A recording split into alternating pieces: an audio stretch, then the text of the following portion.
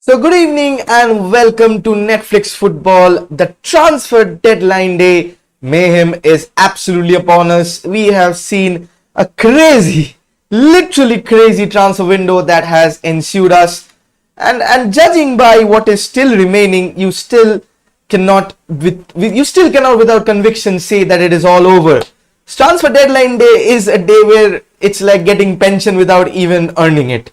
That doesn't make sense. It's exactly what the transfer window deadline day is. You'll see a lot of deals going through you had no idea about.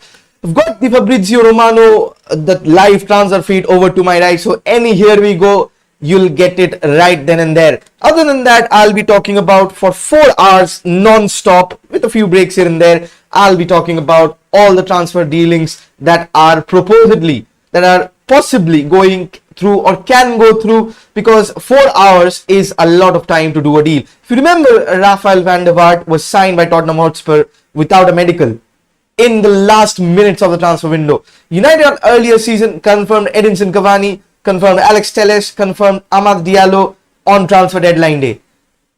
Which club to start with? There are a lot of rumors. Essentially, there are a lot of rumors that have been going around.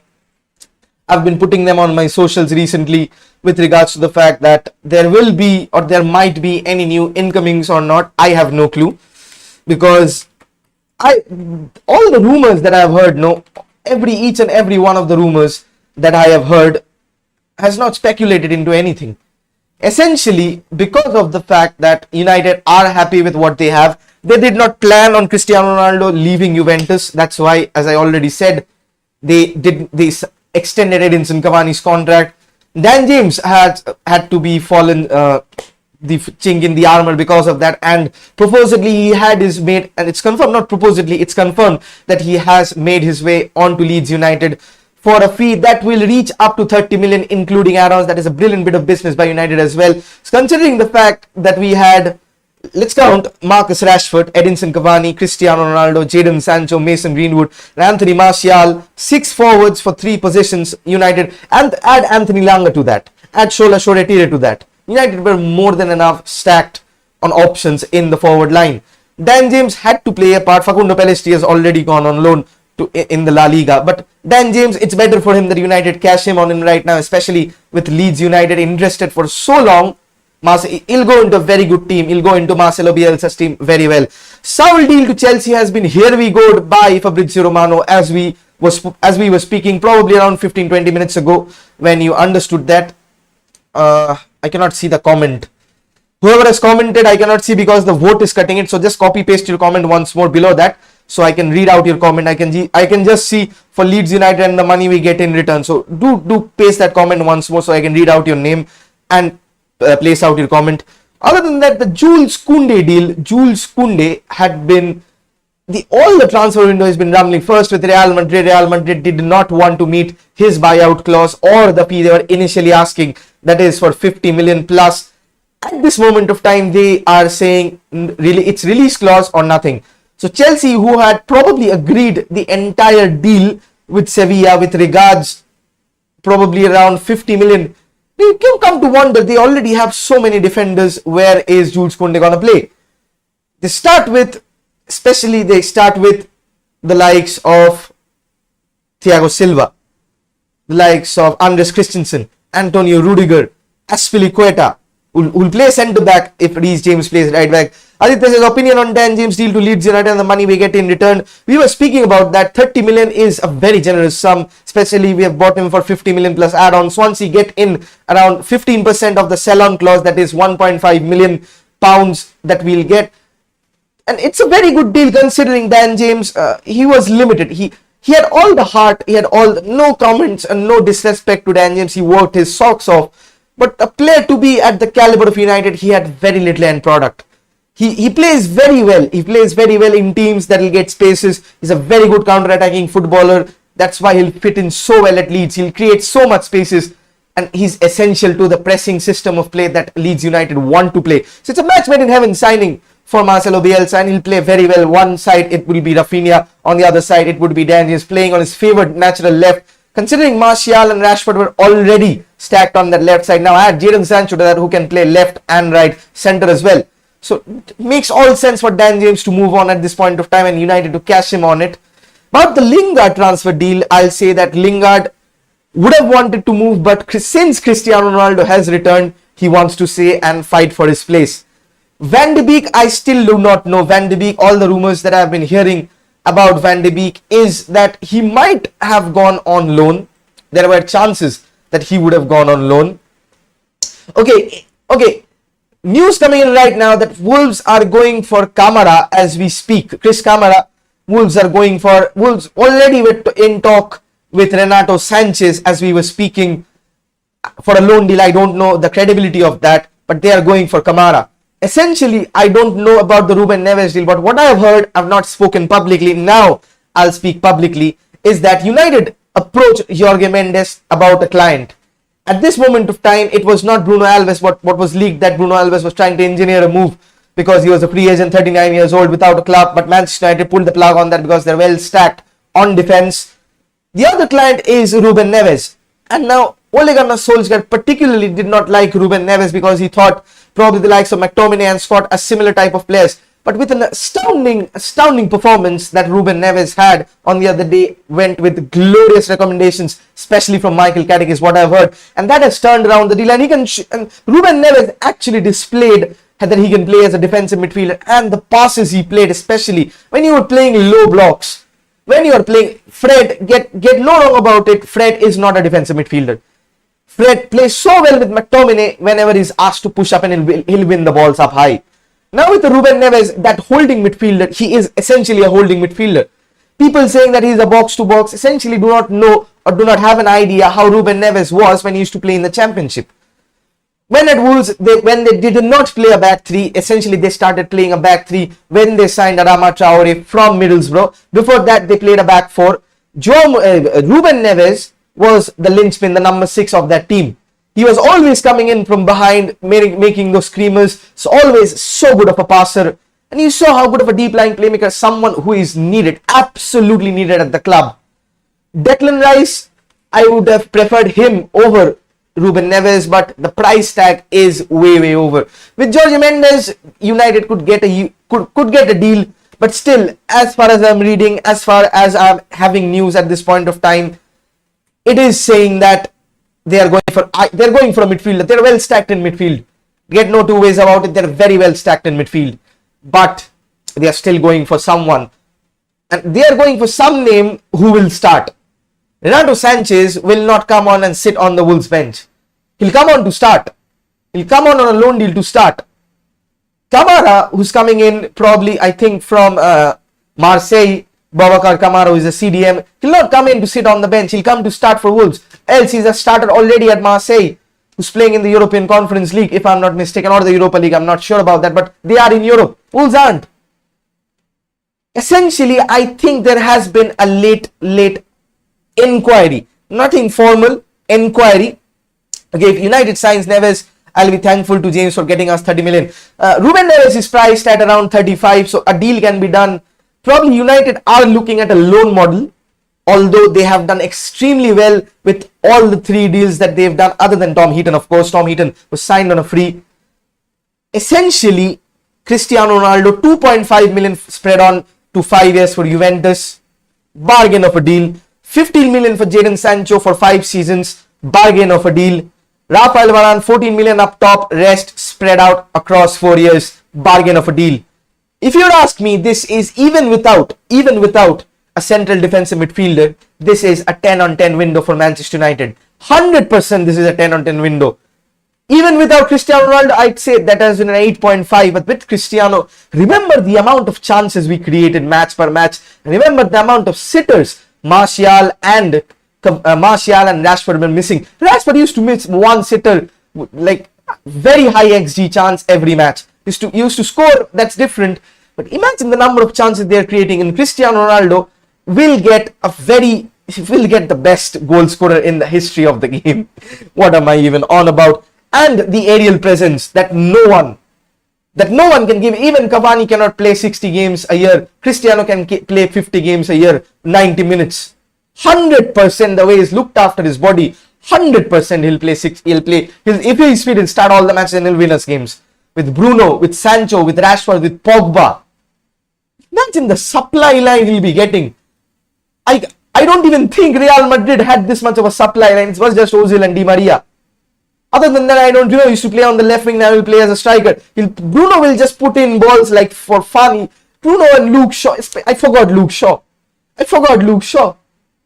Luke Shaw will be put in so many deadly crosses that has gone in vain. Cristiano in and around the box, he'll take on two defenders. He's so strong. He'll take on two defenders and smash them in. Essentially, he'll smash everything in once he settles in. Especially, he makes his debut against Newcastle United, whom against he scored the only hat-trick for Manchester United. Imagine the scenes if he opens his account with a hat-trick, especially against Newcastle United. He already said history is going to be repeated, and we are just waiting for that. Saul to Chelsea is quite a good deal. I mean, they have strengthened their squad with two sides. Okay, I'll talk about the Saul deal, the entire transfer saga about the Saul deal. I've spoken bits in all the transfer segments that I've done, so I'll break to you what happened exactly with the Saul deal. Atletico Madrid gave Saul a 9-year contract in 2017. A bloody 9-year contract. Since then, he has had niggling knee injuries, which has harmed his potential. He's not in the Spain starting 11. He's not in. That's why they went after Marcos Llorente and they converted him into a support striker or a right back, wherever that is a gem of a guy. He can play bloody everywhere. He's a defensive midfielder by trade. He'll play absolutely everywhere. As we saw in the Euro Cup, he used to play as a right back. But then again, this summer transfer window, they went and bought Rodri de Paul, who's 27 years of old, 1 year older than Saul. If you're giving someone a 9-year contract, and 2 years ago when United inquired about Saul, they were talking 100 million plus. Now, in the entire transfer window, his agent has offered Saul to every club possible. Every club possible, because they wanted to recoup. Atletico Madrid wanted. Just think about it. Diego Simeone is a shrewd, smart manager. He will not sell anybody if he doesn't feel like it. He will absolutely not sell anybody. He is that shrewd of a manager. And people like Saul wants to play for Atletico Madrid, wants to stay in Spain. Saul was offered firstly to Manchester United because they needed a midfielder. Manchester United rejected that deal owing to his injury concerns and owing to the fact that he was a box-to-box midfielder and United were well stacked in that department, and probably a pivot of Saul or Pogba wouldn't have worked. You can play Saul and Pogba if you're playing a back three, which United don't want to. United want to play a 4 flat at the back. That is because that is Solskjaer's favorite formation. All those rumors about Aaron Wan-Bissaka as the third centre back, all hogwash. He says Aaron Wan-Bissaka was a winger. There is no end product at the moment of time, but with Cristiano Ronaldo making runs in the box, with Bruno Fernandes alongside him, you'll see a lot more attacking output from Aaron Wan-Bissaka. You heard it first from Neil over here. He has so many created chances. The problem is without a natural right winger, when Jadon Sancho settles in, you'll see how much of a good attacking prospect, not the best in the world, but how much of a good, valuable prospect Aaron Wan-Bissaka is, and the fact that he's still only 23. He's still got loads to. He was a winger. He has got lovely feet. Had 3 or 4 assists. If you remember 3 or 4 matches, especially the Wolves match last time, Aaron Wan-Bissaka put in crosses that our players made sitters about. Even the last match against Southampton, Aaron Wan-Bissaka drilled one cross across the box. There was no one in the box. With Cristiano, that ensures someone is in the box and a half. Not just one, someone and a half, because he makes movement of 2 players. And if United, especially Luke Shaw, remember how Luke Shaw was almost thrown out on the garbage by United fans because of his lack of end product. We signed Alex Telles because Luke Shaw was a defensive fullback, and bloody Luke Shaw came close to XG of creating big chances or creating chances as close to Leo Messi. How better or how much better that can it get? How do you better that? You don't. Then Saul was offered to Bayern Munich, especially with the talks of Goretzka not renewing a deal. Eventually did so. So Goretzka, and they planned on Sabitzer because they planned a long time on Sabitzer, considering the fact that Julian Nagelsmann came in and Sabitzer was a deal that it's like Sarri coming with Jorginho. It's the same bloody thing. Other than that, Saul was offered to Juventus, who's not taking. Saul was offered to every club. You heard Saul linked with everyone in the transfer market. You have heard Saul linked with every XYZ club. Chelsea, Arsenal, Man City, Tottenham, United, Juventus, PSG, Bayern Munich, Borussia Dortmund. Saul was offered everywhere. But the reason that the deal had not gone through, it is because that Atletico Madrid wanted a 40 million fee, which no one wanted to pay. Chelsea were interested in Saul because they especially wanted a loan deal because they wanted cover. Other than N'Golo Kante and Jorginho and Kovacic, already they have plenty cover, but they still wanted one more to just strengthen the squad, and they were looking for a loan deal. They were looking because they want to sign Declan Rice. They want to sign Declan Rice as soon as possible, but Declan Rice has rejected 2 contract offers. Okay, Man City young midfielder Claudio Gomez joins Barnsley on loan. Alex Collado leaves Barcelona, is reporting deal set to be agreed with Sheffield United. So Alex Collado, okay, my transfer feed has halted. Let's see if it renews. I'll have to just renew over here. I don't know why it's not auto updating. Yep. Should auto update. I don't know why it's not auto updating.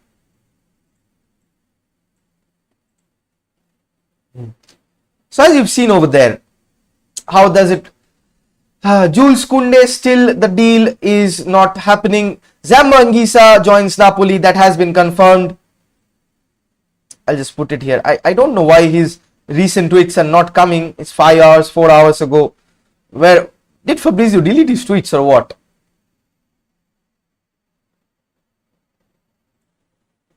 I'll just put it once more on refresh.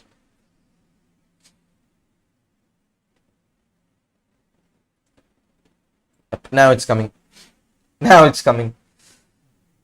Okay, Nuno Mendes was another deal that happened very quickly. Man City were especially interested on a left back. And when are they not interested in a left back? They have Zinchenko, they have Mendy, who is still rivaling Phil Jones and Jack Wilshere. Probably talking about, since we talked about Jack Wilshere has still not found a club yet. Still not have yet managed to find a club. And that is worrying. Essentially, that is worrying. Okay, Mason Greenwood. I don't know where this news came in. Mason Greenwood wanted to leave, but that is all rumors. Okay, Declan Rice and Lingard is the only option at this moment of time, which is a swap deal plus Jesse Lingard, plus cash especially. How many goals will CR7 score this season? I'd say minimum 25. Bang on, he'll smash in minimum 25, even more. If he gets the service, he'll just have to stay inside the box and do what he does best, that is tap in them goals. Okay, talking about Jack Wilshere, he is distraught. He's not got a club. And as homesick as English players are, it's writing on the wall for Jack Wilshere. So much talented, so much like natural gifted talent. He still did not find a club at this moment of time. That's very sad. Essentially, that is very, very sad. I don't know how to describe that. A lot of emotions. Other than that, let's see if we have gotten something new.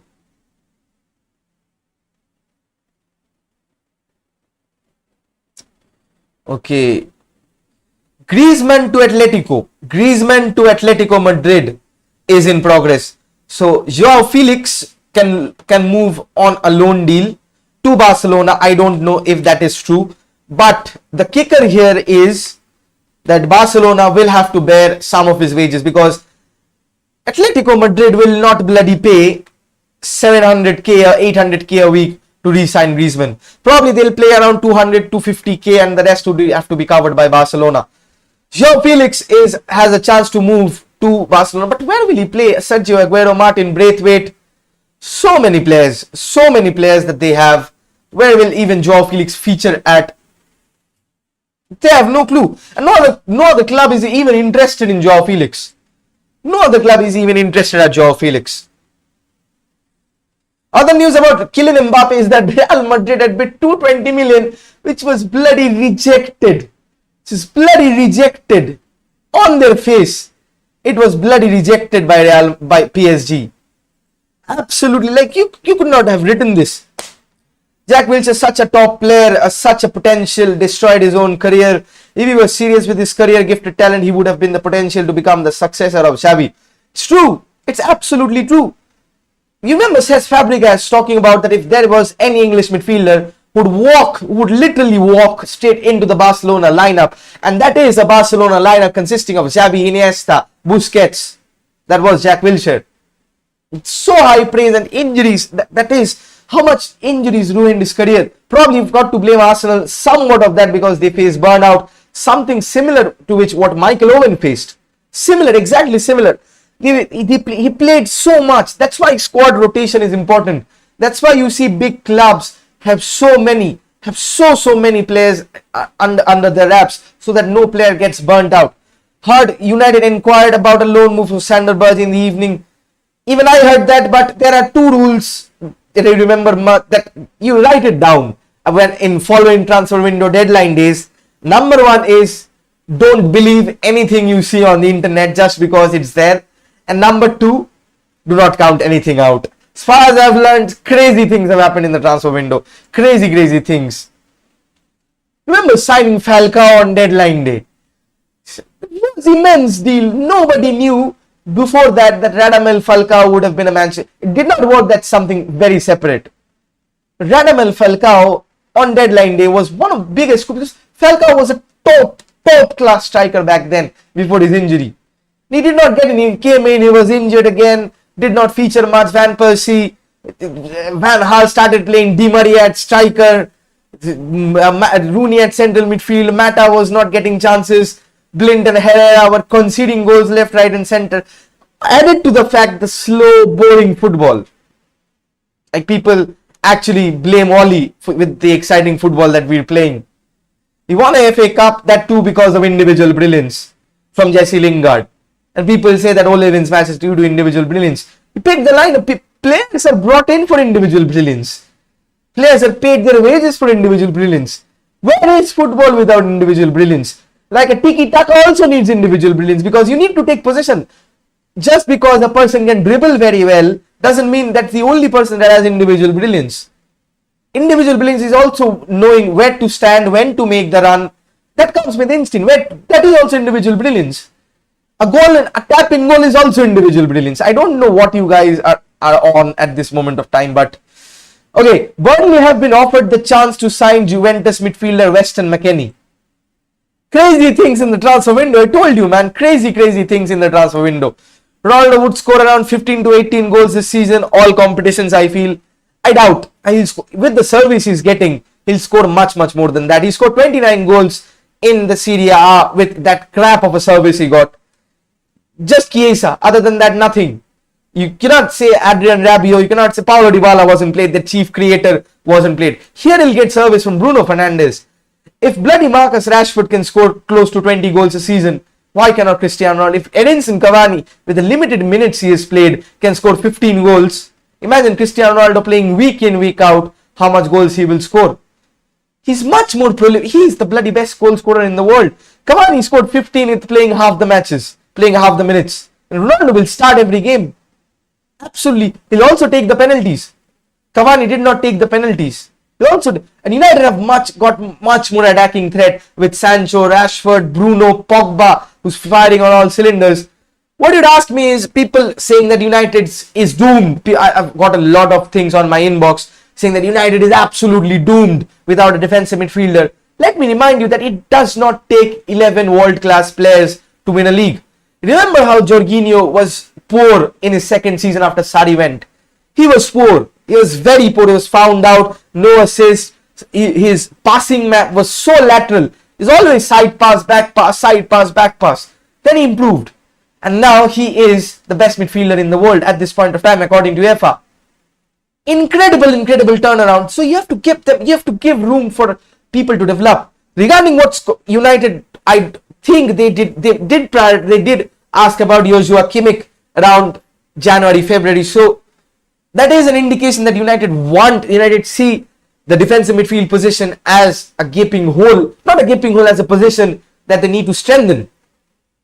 But the fact is that United are happy with Scott McTominay. They offered Matic a new deal because they wanted seniority in the dressing room. When Cristiano Ronaldo was signed and they said that they'd keep Mata, they tried to move on Matic, but the wages and essentially Matic did not want to move. He wanted to stay. He was happy with the bit part role. Matic will, especially in the big games, Matic is a very crucial player. He is absolutely a very crucial player. Without Nemanja Matic, I don't know if he still has I know he still doesn't have the legs, but he can influence matches very well. Scott McTominay has been generally praised by a lot of United faithful, especially by Darren Fletcher. He plays a similar position. And the word that I have heard that Scott McTominay has become a man, that Solskjaer even said, he's become a man from a boy. Saw the performance against Leeds with an injury that he played so calm and so personified on the ball. The other two matches he did not play. We saw how lackluster United was. With high pressing Leeds, as much of a quality side they are, McTominay dominated the midfield. But go back to Barcelona where we lost. Scott McTominay was the best player on the pitch. Go back to Villarreal match. Scott McTominay was the best player on the pitch. Even go back to the derby when we won 2-0. Luke Shaw with the goal. When Luke Shaw scored the goal. McTominay was the best midfielder on the pitch. And they had Rodri, Gundogan. Nowhere near. Nowhere near. That's how... And especially as he's been playing in the Scotland side as a third defender. So his defensive instincts has improved a lot more. And after the surgery, both Marcus Rashford and Scott McTominay will be essentially they'll be like new players. So United want to hold on. I don't know if Matic would be leaving. There were rumors that Van de Beek would have been leaving, but he's still staying. It was either Van de Beek or Lingard, but at this point of time, both are staying put. Okay, talks ongoing between Atletico Madrid and Barcelona for Antoine Griezmann coming back. No Joao Felix or any other players involved. No Dani Olmo for Barca. Why is it not updating? Okay, it updated just now. So Joao Felix still stays, but where will Antoine Griezmann play? Where will Antoine Griezmann play? Man, you are so optimistic. I have to be. Come on, I have to be optimistic. I have to get this show to you, lads. Of course, I have to be optimistic. Of course, if you're new to the channel, do hit the like and the subscribe button. And if you want to donate to the channel, you can do so on the numbers below or above. I have no clue where it is. On the numbers above. Want to support 4 hours. Shaz, are we getting a CDM? No. Yeah, there is a saying in Bengali that khete pele shute chai, which translates to if you want to eat, they want to sleep as well. This is a 9.5 out of 10 window. With Scott McTominay coming in, all the players around him will essentially be a very good team. Manchester United, a very good team, title challenging team. I don't know why people do not rate Scott McTominay. Like, what is the reason? His passing is, you do not expect Paul Scholes' level of passing for a defensive midfielder. The likes of Camavinga, terrible passer. He's a very good ball progressor. Scott McTominay's shooting range is unparalleled. The shots he takes, the drilled shots he takes, I don't see any other defensive midfielders doing that. Scott was probably the third or fourth top scorer for us. He scored more than Paul Pogba. With the drilled shots, with the shots from distance, he scored a very good amount of goals last season. Headed goals as well, if you take those into account. He's improved his game a lot. I agree, he was responsible for a lot of defensive lapses. But you cannot say that was only Scott McTominay. That was the whole bloody United team. And with Varane coming in, you saw how, even with Harry's and Varane's first match together, you saw how composed the defensive line was. Albeit agreed that they were cut open a few times, but you cannot expect any team to be inassailable. You cannot expect that Manchester United will never concede any goals just because we signed Varane and Maguire. Paolo Maldini, Franco Baresi, and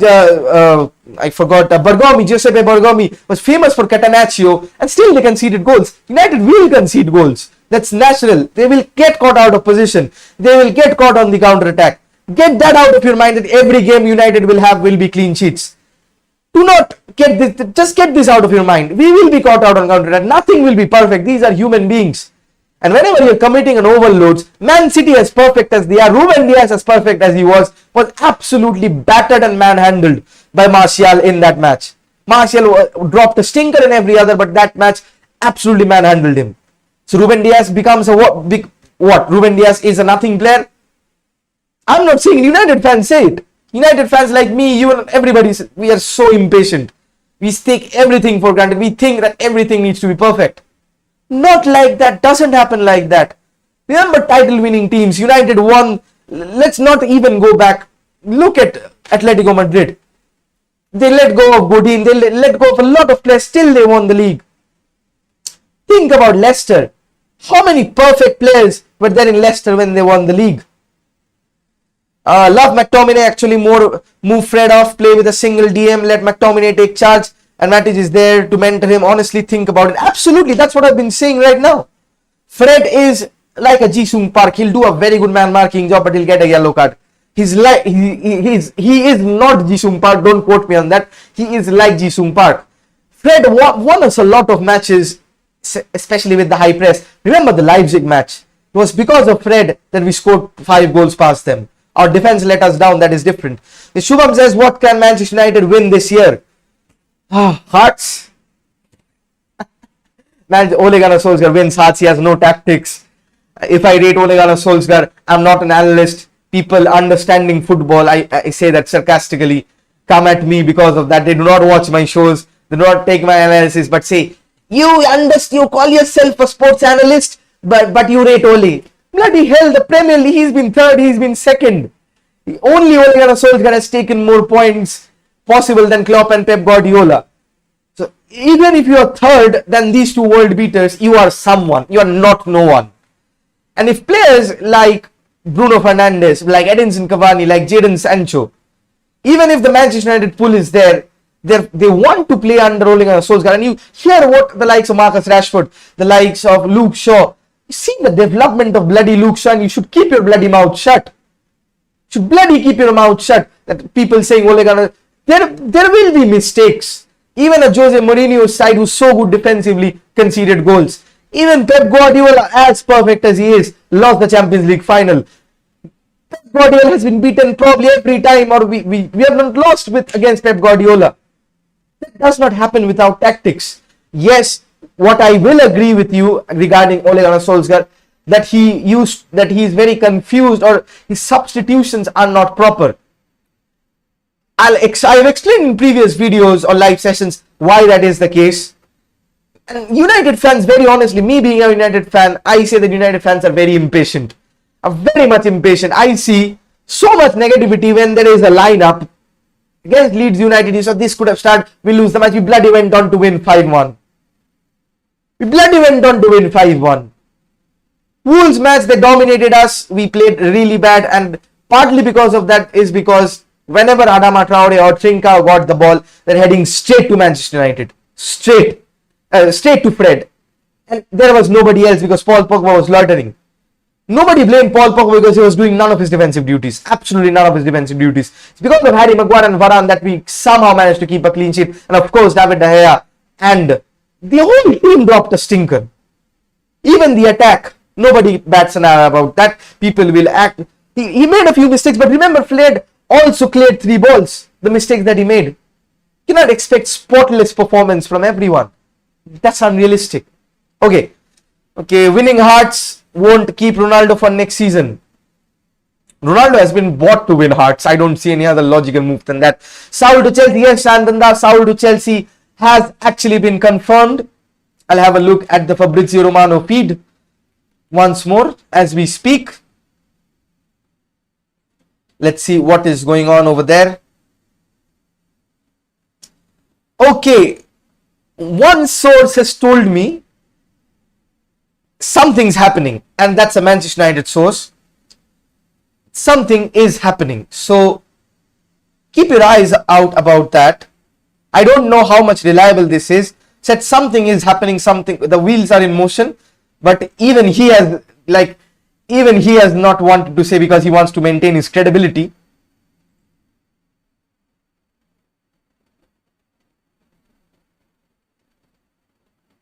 Okay, let me see what else is there. Any other news? All I'm seeing is Fabrizio Romano all over the field. Kudos to the man who works really hard.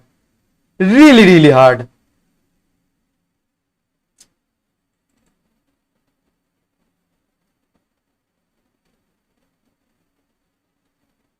Something is definitely happening.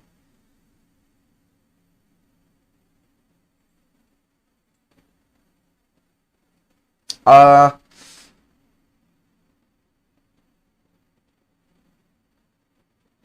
not getting anything as of yet, but something is definitely in the motion. Let's keep an eye about that. Lookman to Leicester on loan. Do you see Arsenal getting relegated? No team is too big to go down. Remember Leeds. No, absolutely not. Banters aside, I think Arteta is a good coach, but what he is mistaking at this moment of time is genuinely the fact that he is trying to create a Manchester City at Arsenal, but that is not working. The selections have been some fan pressurized. He is building a good team. Just give Arteta half the season. I don't know if they'll catch anywhere with what they have, because there is a lot of internal problems with Arteta. There are a lot of ego problems. You see, I don't understand, Shubham. I don't absolutely have no clue how Granit Xhaka was close to leaving the club, how he is handed the captain's armband. Pierre-Emerick Aubameyang does not want to play. Even if you remember, I was doing the Arsenal watch along. I was so pissed, so pissed that they're not pressing. They're just bloody walking with the pockets in the hand. Martin Odegaard. I understand if you don't want to play for the bloody manager, play for the bloody club who's bloody paying you. Pay for the fans because the club is running at this moment of time. Play for the badge. What else is there? You don't want to play for the manager, play professionally. You call yourself bloody professionals and you walk like that on the pitch. Absolutely, I'm having none of it. Absolutely, I'm having none of it. You don't disrespect the badge. That is what I'd say about Arsenal. Second, I don't think Arsenal, I am firm belief that Arsenal will be having a very good recovery in the season. Arsenal is the club that I have soft corners about, except those idiots in the name who says blood clot for fun. Not like that.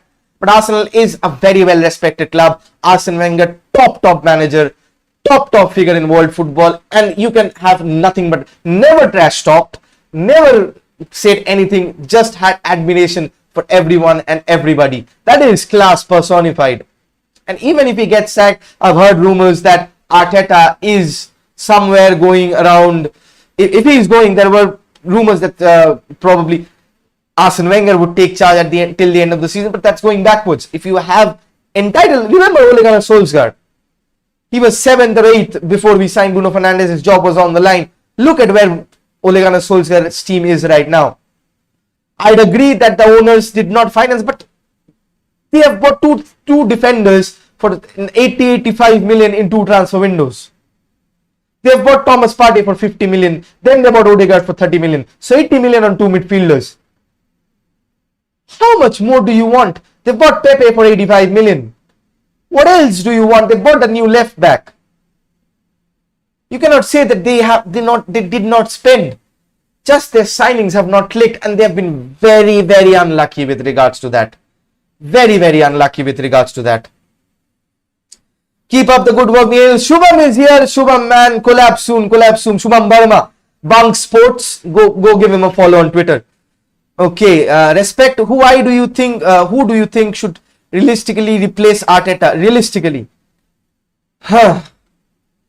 you cannot do with a young coach, because the fans, because United, Arsenal, Liverpool are traditionally has so much supported, so much used to success, that expect someone with pedigree. I agree. I don't agree that Antonio Conte would take charge, because he'll not get a transfer window. Essentially, I say give this season to Arteta and then give a fresh transfer window, probably till the end of the season. Let it get his team, and then, because Antonio Conte, he's not going to like the players of Nuno Tavares, or he plays basically wingers as wing backs. I've seen plenty of that, because Antonio Conte, as defensive as he is, tactically he plays so much on overloads. He plays so much on overloads. Let's see if we get some news.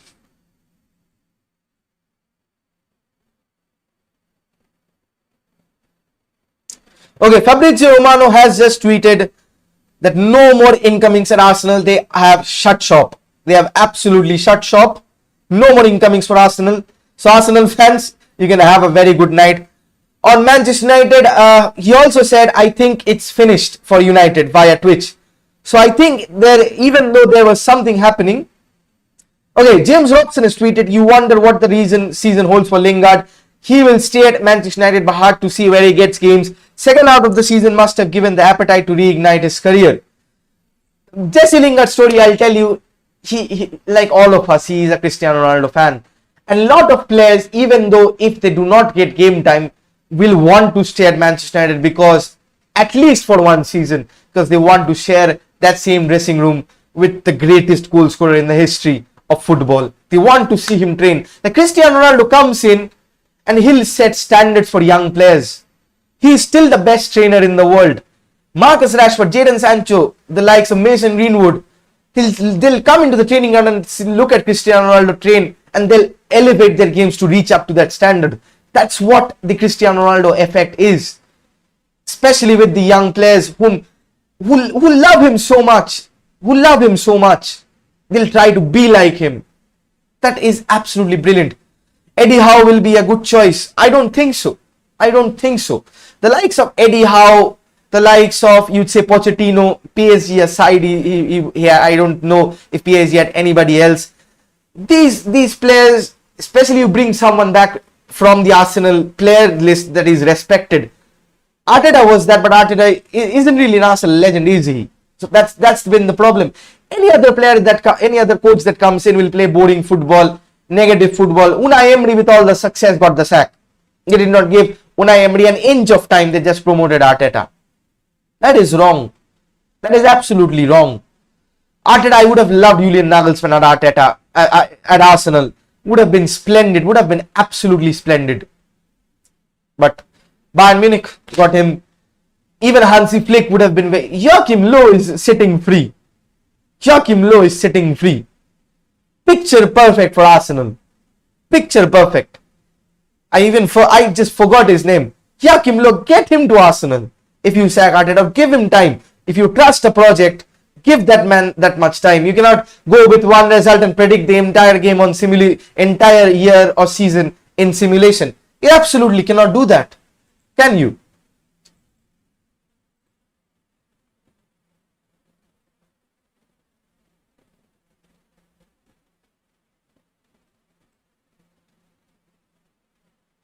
Okay, Real Madrid have submitted a new bid today for Kylian Mbappe. 200 million on the table. It's 200 million guaranteed to PSG. No answer, no intention to sell. Nasser Al Khalifi wants to keep the player. So much balls from PSG, bloody hell. Okay, Nicolas Tagliafico joins West Ham. Will not join West Ham. Okay, the Argentinian left back is staying at Ajax this summer. That is the news that has been going on. So Kylian Mbappe stays. That is absolutely bonkers at this point of time. Even though Fabrizio Romano said, I think there is still some drama. I don't know if it will be United. Still 3 hours, 16 minutes to go till we bring you on. But I've got the Romano live feed over here. Brilliant stuff. Okay, I need to take a quick water break. If you want to donate to the channel, you can do so by supporting the stream. Since I do not have super chat, you can send your contributions to here. I'll be absolutely happy and I'll donate. If it is a 3-figure donation, I'll donate something to Arsenal. Like, I don't know how, I'll figure something out. I promise. That much I absolutely promise. Other than that, do hit the like button and the subscribe button. Do share this with your friends. With you, I am keeping out alive so that you don't have to. You don't have to search all the transfer news. I'll give you. I'm scouring Twitter at this moment as we speak. So I'll give you all the breaking news that comes in. Be back after a quick break. I need some water. I've been speaking 45 minutes non-stop. I'll be back after a quick break. So do stay tuned. I'll be back in a jiffy. Any breaking news, I'll cut my break short and come in. Stay tuned.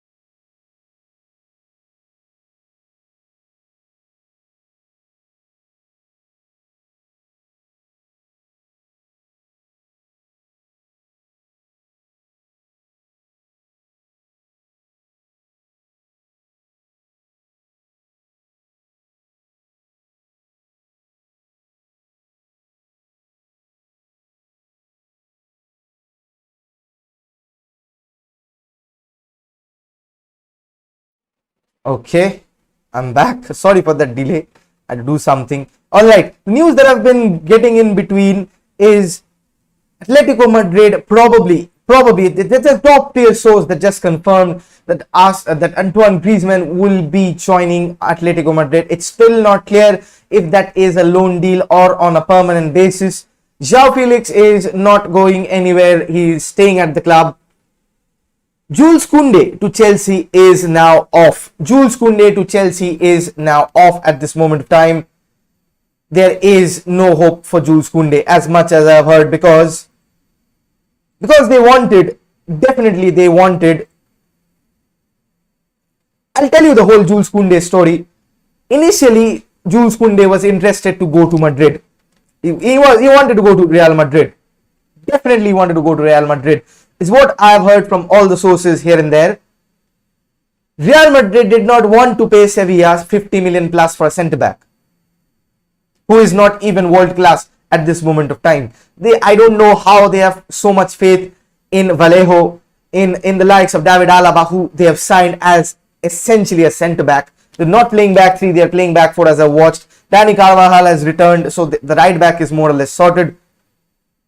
They did not want to pay that much. Even likes of Pau Torres, because they signed David Alaba as left-footed centre back, they did not go for Pau Torres. So Pau Torres also wanted to go to either Real Madrid or Barcelona, and as we've known, Barcelona's financial troubles, they could not sign anyone instead of even when they signed people on free agent like Emerson Royal, just a few moments ago been confirmed as a Tottenham Hotspur player. I feel so bad for him. Like, he was presented, there came so much hope, there came so much vigor with him. You saw when he was presented, he said that it was my dream to play for FC Barcelona, and he's out on his way not even probably 30-35 days after that was confirmed. They could not even, and he was one of their best fullbacks. There is no cover for Jordi Alba, and Emerson Royal can play left back or right back, as we have seen in the Copa America. We've seen that in the Copa America, that he has played left back. He's a very good backup to that. If Serginho Dest gets injured, there's just Sergio Roberto. Barcelona have moved on Trincao as well, who's sensational talent according to me.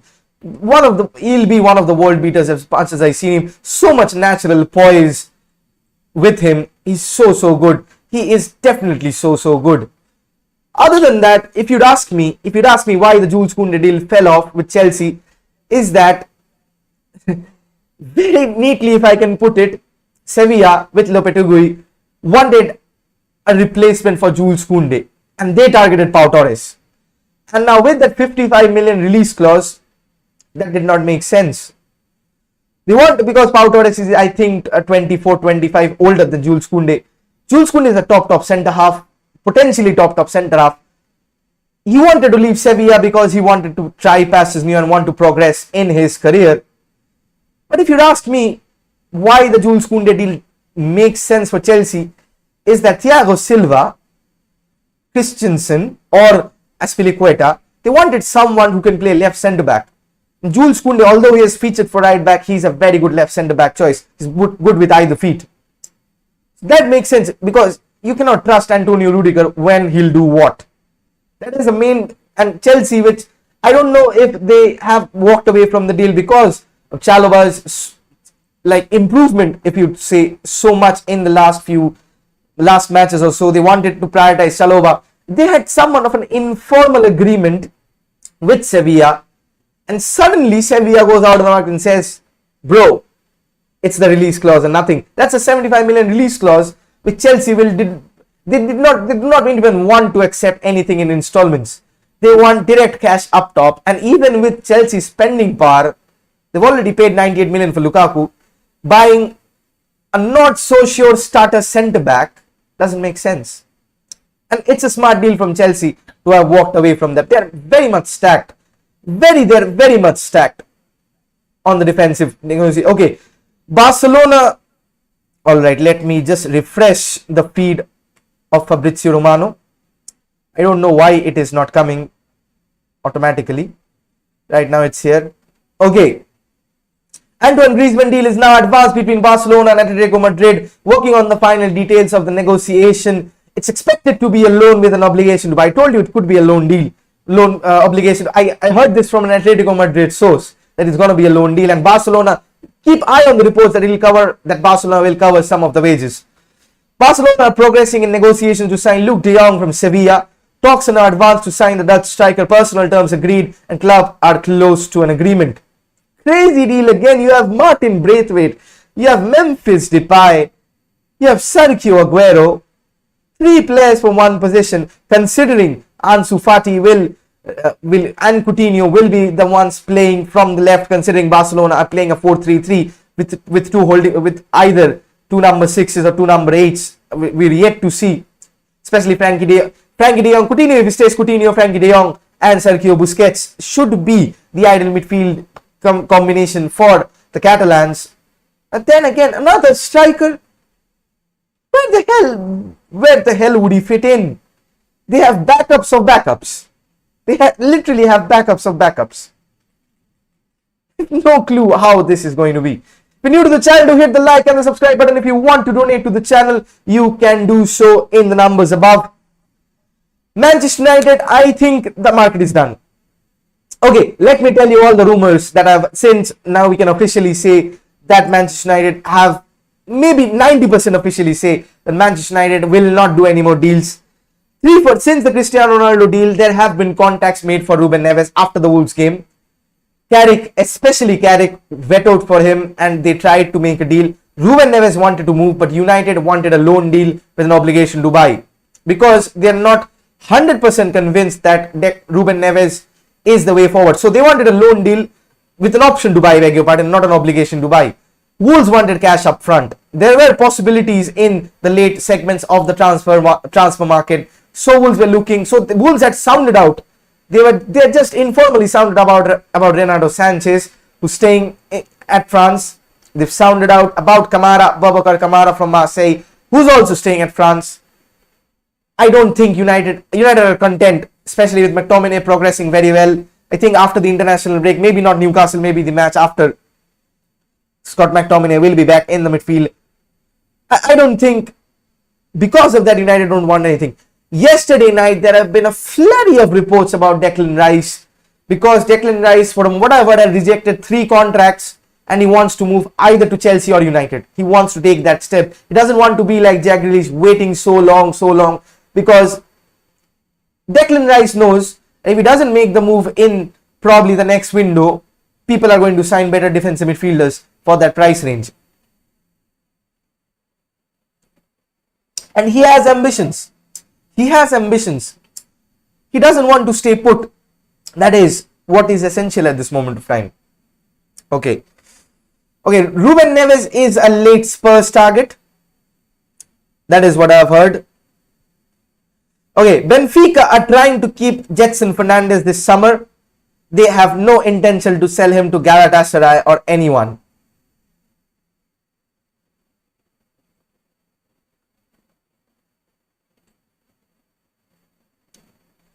As you can see in the Fabrizio Romano news feed, the Here We Go Live, I should have named it the Here We Go Live over there. Jetson Fernandes stays at Sporting. So that's another deal that will escape us. United, I don't think anymore. They have tried. Feyenoord have landed Reece Nelson. Some more news about Dan James that we are seeing. Okay, Nuno Mendes, Agent Miguel Pino is at PSG, so there is definitely movement over there. 3 hours to go on the deadline. 3 hours to go on the deadline, which I'll be fully with you all. Need your participation and support to keep me awake and alive. Speaking for 4 hours straight is something even very difficult. Do share this stream. Do like this stream. If you want to donate, you can do so, of course. Support me on this journey. Other than that, Eduardo Camavinga has posted about Real Madrid and a thank you message to Ren. Okay, now Man City, as I'm saying, that they have inquired about Ruben Neves.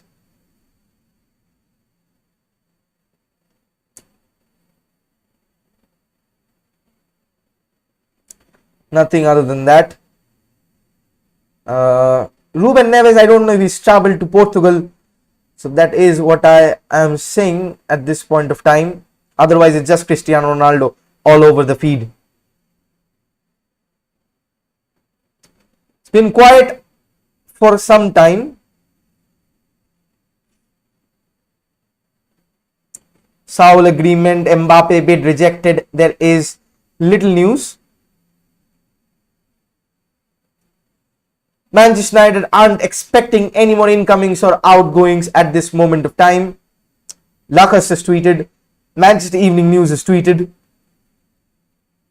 So that is clearly done. United's window is done.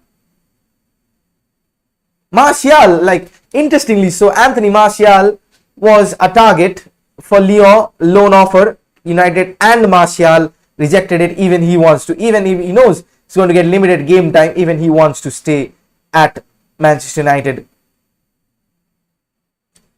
Other than that, there's nothing as of now. There could be a Lingard contract extension tomorrow. Could be a Lingard contract extension. We're getting nothing else at this moment of time. Just Cristiano Ronaldo all over Twitter. Even my sources have gone quiet. Last news I've heard that they replayed what Manchester Evening News or Samuel Luckhurst has tweeted, that they aren't expecting any more incomings or outgoings. There have been late contacts, but I think the deal fell through, and I think there is no more time to register or conduct what Manchester United do, or time to negotiate.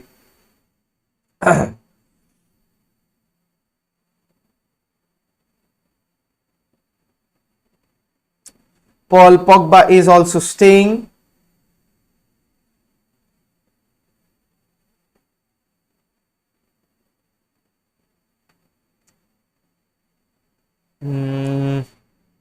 Camavinga.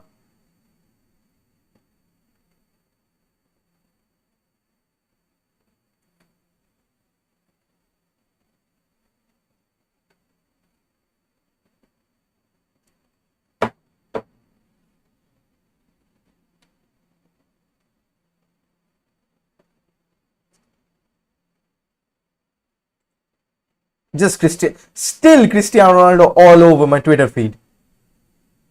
All over my Twitter feed. I'm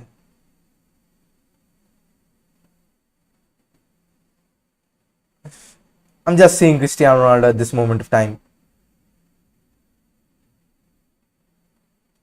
Okay, Sergio Oliveira will stay at Porto and he's not leaving in the final hours of the window. Come on, Fabrizio feed, refresh. Okay, it has refreshed. So Sergio Oliveira stays at Porto and he will not leave in the final hours, is what the news is. So a lot of news coming in from Portugal right at this moment of time. It's more decent time than 2 hours 50 minutes to go. If you've not yet subscribed to the channel, make sure to hit that subscribe button. Take me to 2K, folks.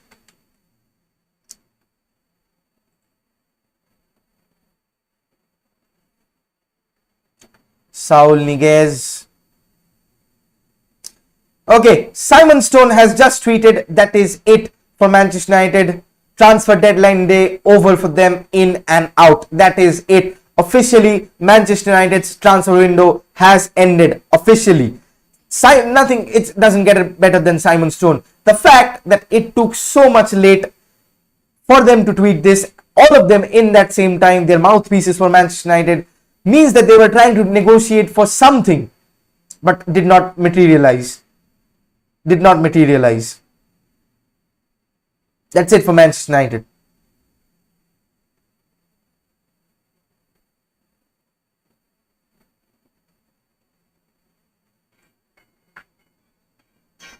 All I'm seeing is Cristiano Ronaldo all over my Twitter feed once more. United just tweeted his jersey, still not the jersey number. Anything else? It's a bit slow at this moment of time. Saul Niguez has been here we go already. So I think that does it for Chelsea as well. Arsenal, I don't think, would be signing anyone else.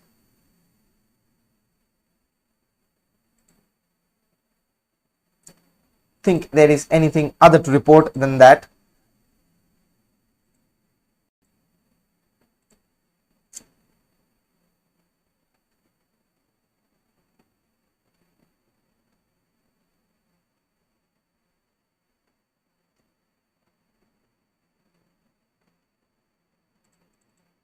I'm refreshing tweet like anything. Luke De Jong deal is going on. So that is a crazy deal once more. Luke De Jong transfer to FC Barcelona from Sevilla. So he is the replacement for Antoine Griezmann. And they did this deal considering the fact that probably they'll give Ansu Fati that jersey number, or Coutinho back his number 7. Why not give Ansu Fati the number 10? I don't understand why not. I don't understand why not give Ansu Fati the number 10 jersey. Deserves it. Absolutely. He's the best player right now at FC Barcelona in the forward line. I don't care about Memphis Depay. I know what he's already peaked. He'll get you goals and assists. Ansu Fati is something else.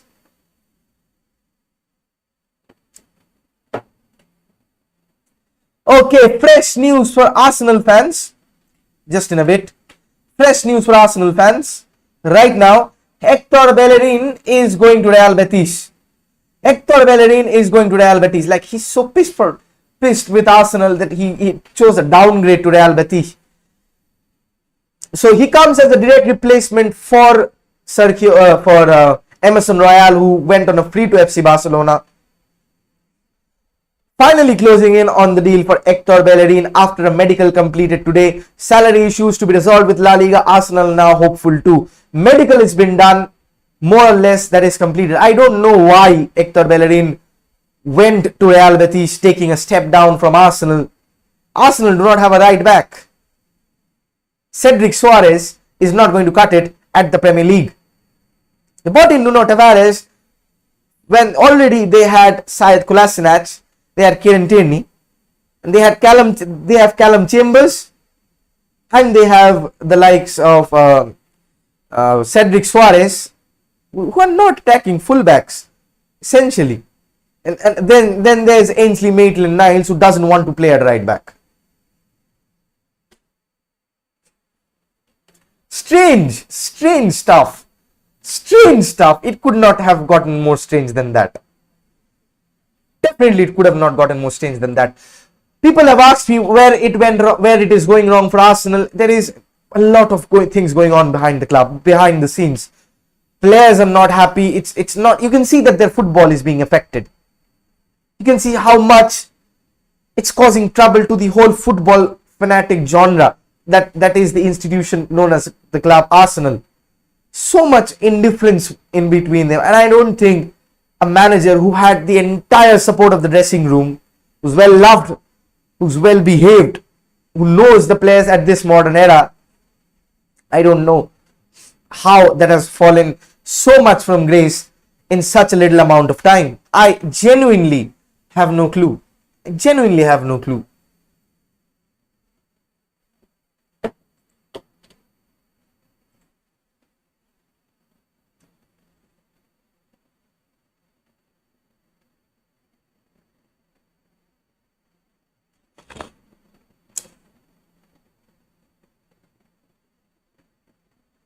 Okay, Real Madrid have just offered 220 million to PSG.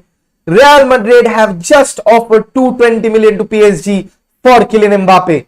But I don't think there is enough time left to complete the deal.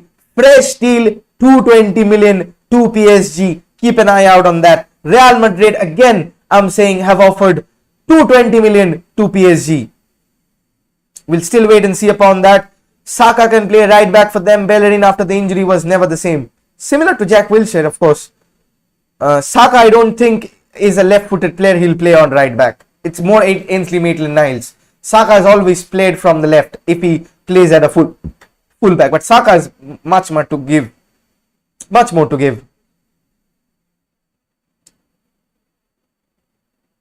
Okay, Pablo Sarabia is moving to Sporting Lisbon.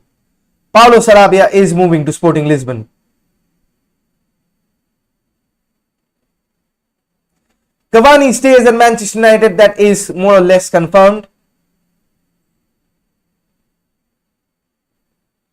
He just put up an Instagram post.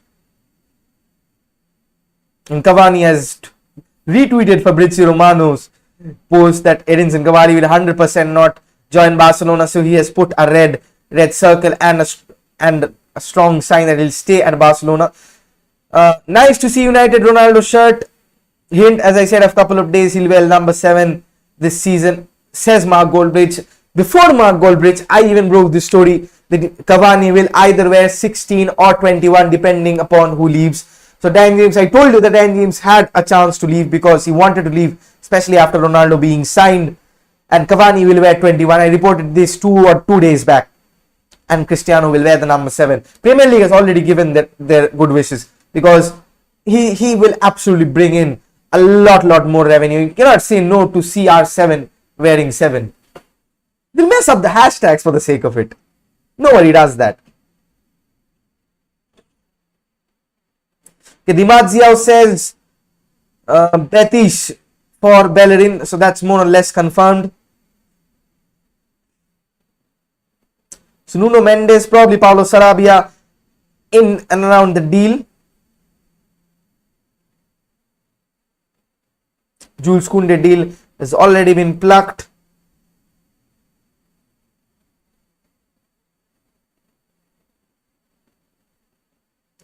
Okay, time for a new vote. Bring you a new vote right as we see it.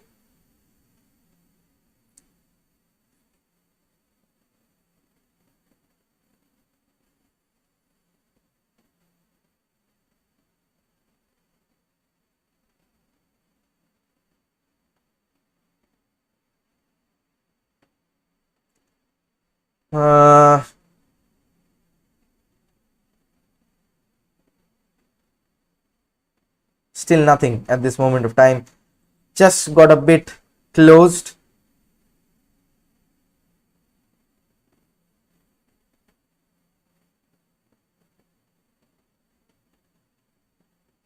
People asking how Lindelof and then DM. Okay, new Fabrizio Romano tweet about Everton coming in.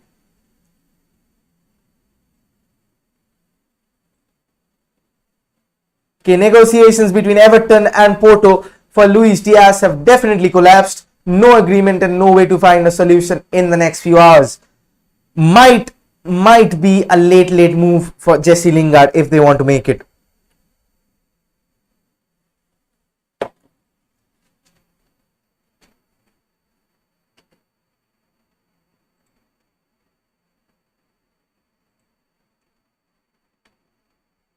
I'll have a new vote put out for you folks.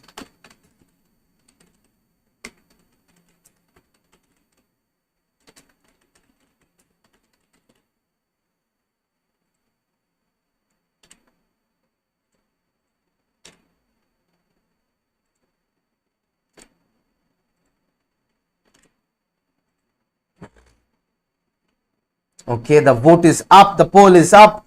Do leave in your opinions on the poll towards the right in the chat section. All right. Barcelona demanding 60 million obligation Dubai for Griezmann. They only want him on loan.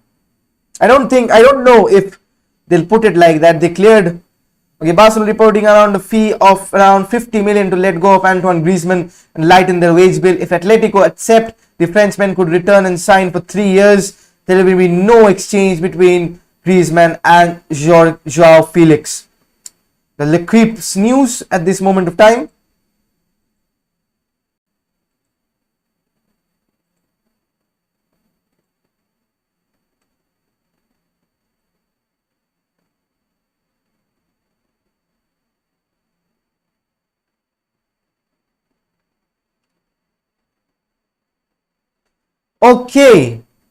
Okay, fresh news about Real Madrid, folks.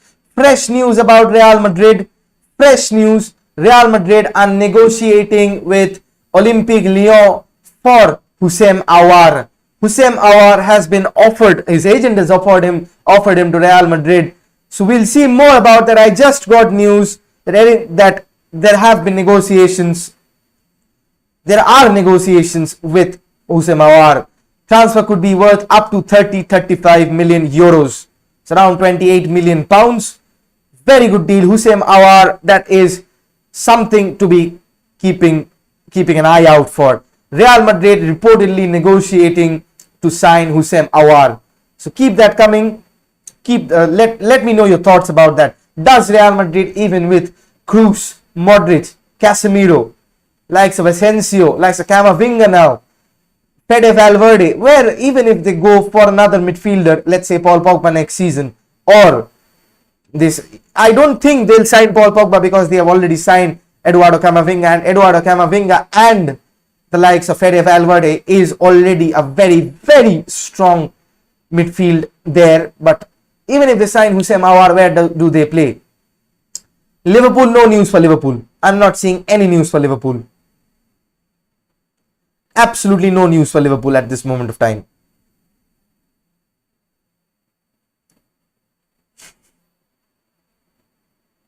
Okay, fresh news from Manchester United, folks.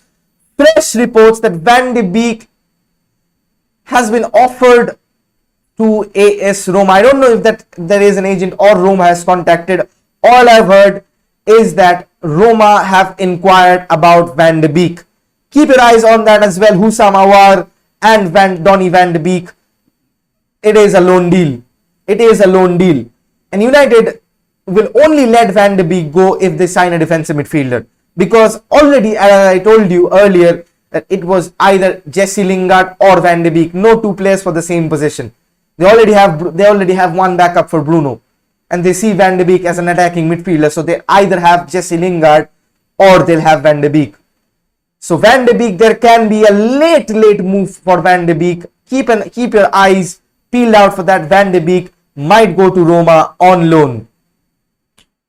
So no more business at United, and we'll see McFred double pivot last season. Like again and again, we are one target short like every transfer window. I just said, okay, he's deleted it. He's deleted it. I just said Roma has inquired about Van de Beek, and United will only let Van de Beek go if they move. If they move for a midfielder. We'll bring you news as and through I get it. So the Van de Beek news was there. Griezmann progress. Atletico Madrid and Barcelona in discussions about a move for Antoine Griezmann. The forward moved from the Spanish capital to the Camp Nou, but has been unable to match expectations. So more of the same reports here and there of what I've been getting from the sources. Okay.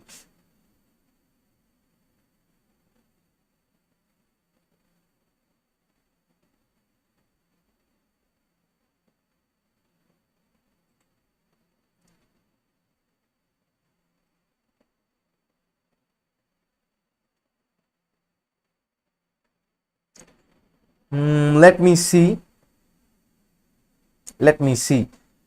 Nothing else. So Houssem Aouar to Real Madrid. Already before that, there was a 220 million bid that had been rejected on their face. PSG have balls. Kylian Mbappe rejected 45 million a year contract to stay with PSG. That is footballing royalty. I can understand why anybody would want to go to PSG, go to Real Madrid. It's his dream club, definitely. It's his dream club.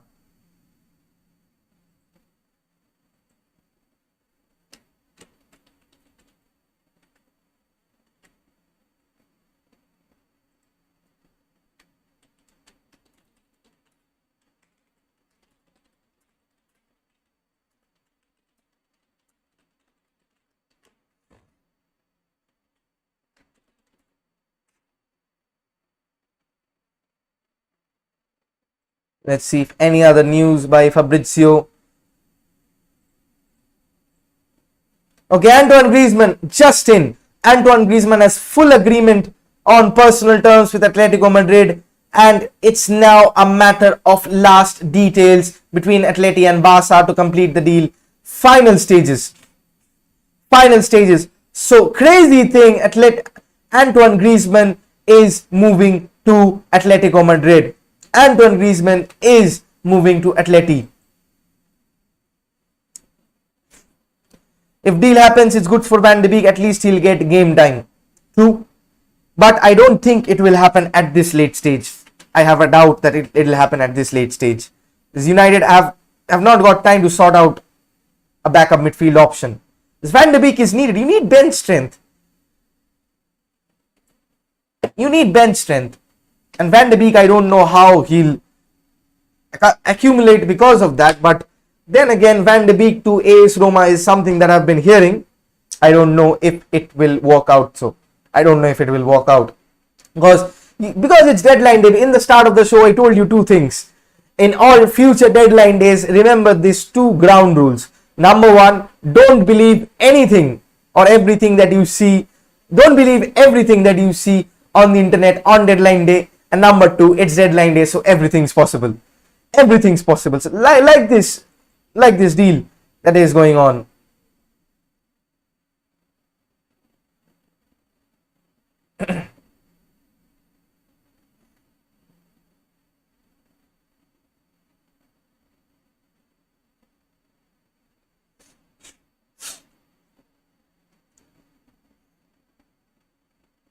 Nothing more. All FPL enthusiasts.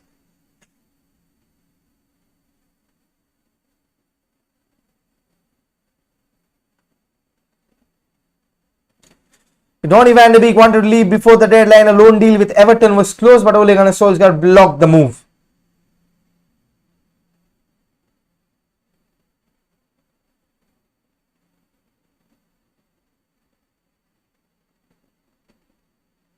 Ole Gunnar Solskjaer wants Anthony Martial in his squad, so he intervenes with Martial exit. Two news is straight going on from there.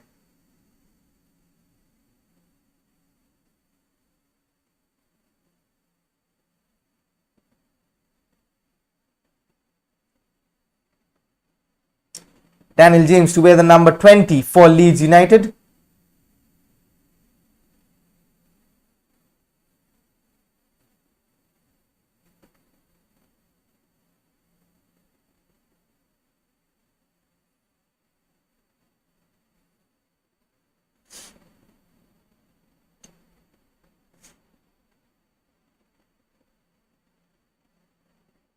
Seeing anything else at this moment of time? Okay, Salah DM'd Ashley, put a perfect transfer. Lingard stays. I've already said why Lingard stays. It's because that Lingard was supposed to move, but with the signing of Cristiano Ronaldo, nobody wants to leave United at this point of time, especially the likes of Jesse Lingard. That's a legend at the club. At least for a season, Jesse Lingard is staying, and he is ready to compromise his time on the field because there is number one chances of winning silverware with Cristiano coming in, and to have the living embodiment of Cristiano Ronaldo in the training field, in the dressing room, nobody wants to miss out on that. To have a chance to play with the idol, with your idol, nobody wants to let go of that at all. So Lingard definitely stays. That opened the move for Van de Beek, but they have blocked it.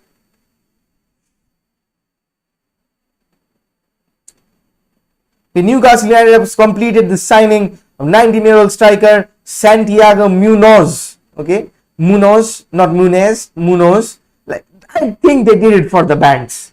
I definitely think they did it for the banks.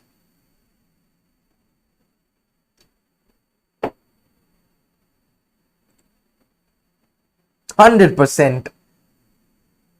Okay, no news by Fabrizio yet. Still, we are not yet still on the crazy deadline time.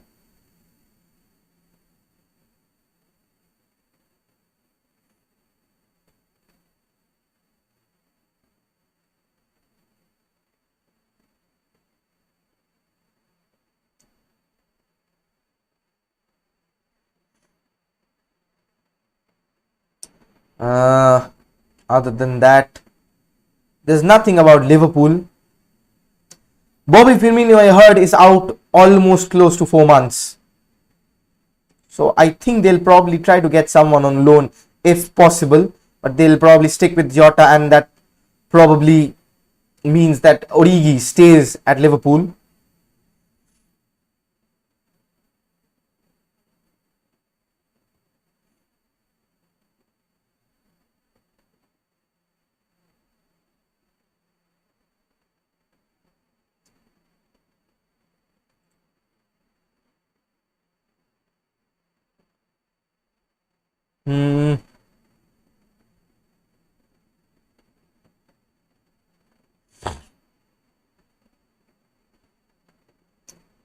more or less transfer window for United has closed.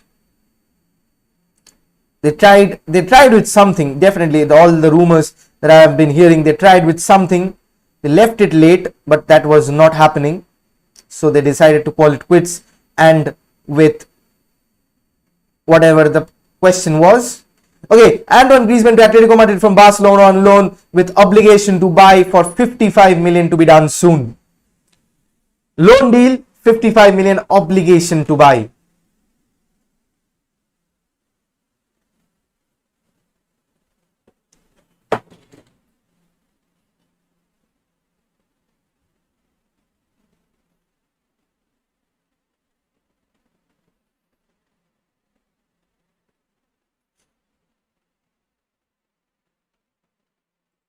Nothing else other than that.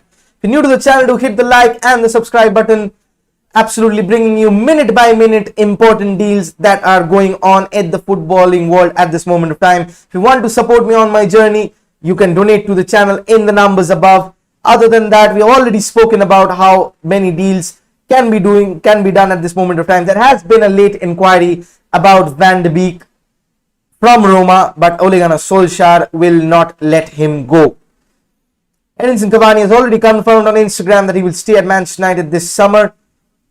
And it's breaking that Antonio Griezmann, it's done. He returns back to Atletico Madrid. Loan deal, 55 million euros, obligation to buy. In just 1 month, Barcelona have lost both Antoine Griezmann and Leo Messi. Crazy stuff. Crazy stuff.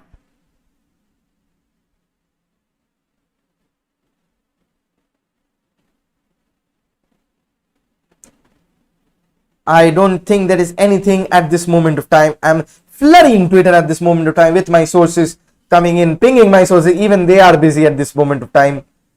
Okay, Van de Beek insisted on a temporary departure from Manchester United, and the club management appeared to be prepared to grant his wish. Everton wanted to meet the conditions of a loan, but Solskjaer has blocked the move.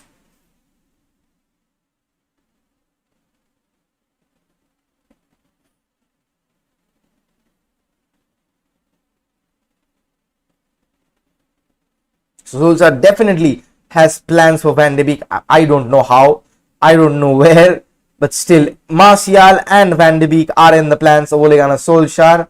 They still pertain with Fred and McTominay in big matches. I have no clue where that stands.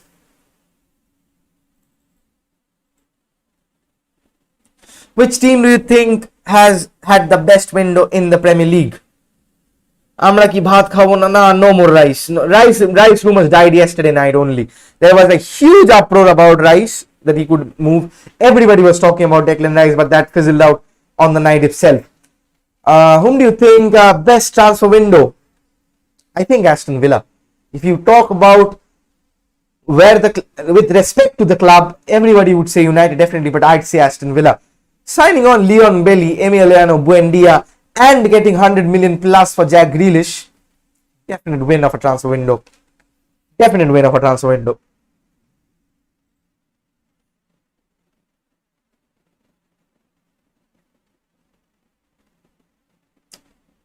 Okay, Cristiano Ronaldo has advertised in Manchester United kit. The images are out on Twitter.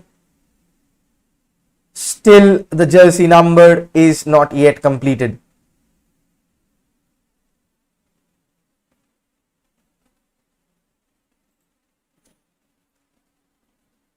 Exclusive photos.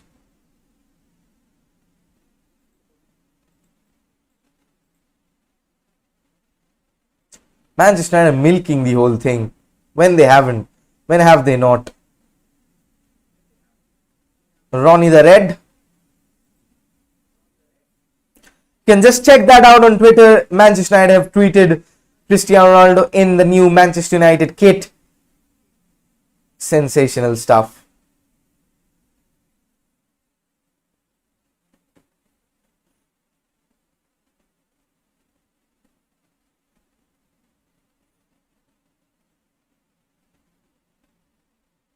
Still nothing more right now. We're keeping on going live at this moment of time.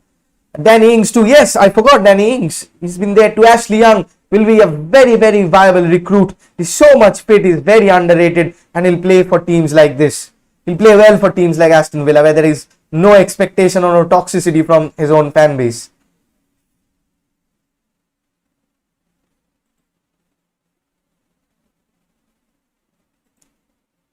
Official images of Cristiano Ronaldo have come in.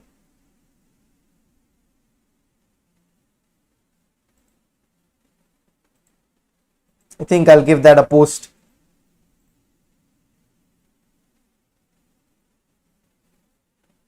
On FB.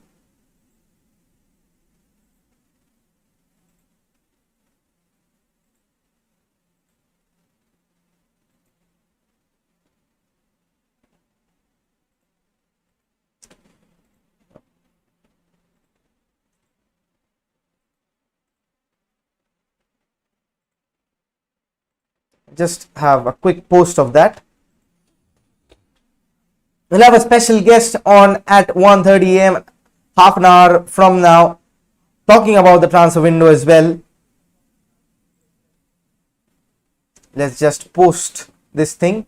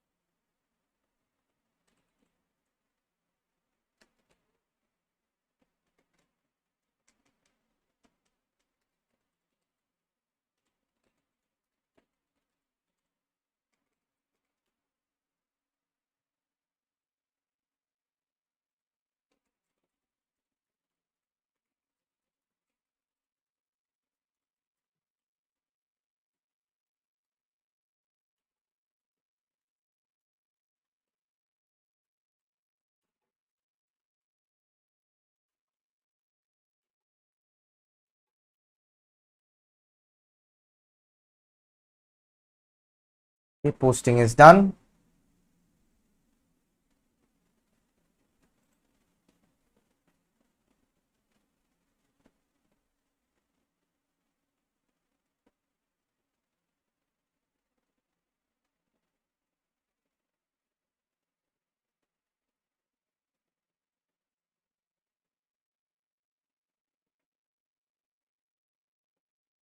Let's have a look at the comment section.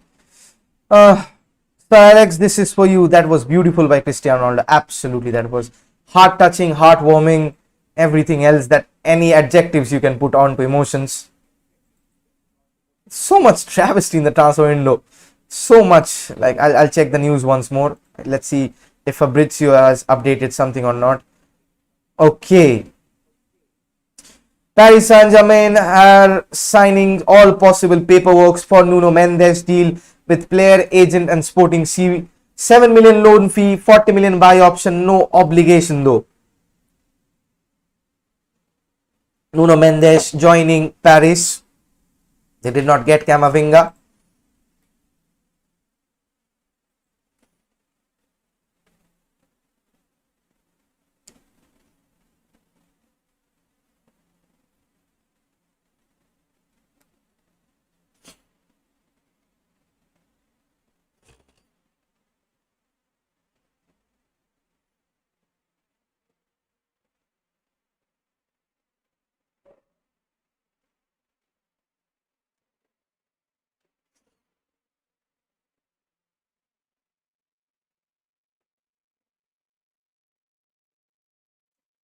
Okay, there is not an obligation to buy for Antoine Griezmann.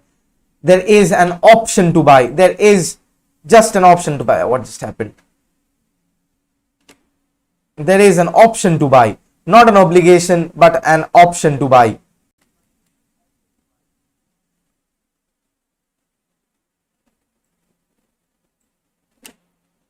No surety. Might just well return to Barcelona after this season.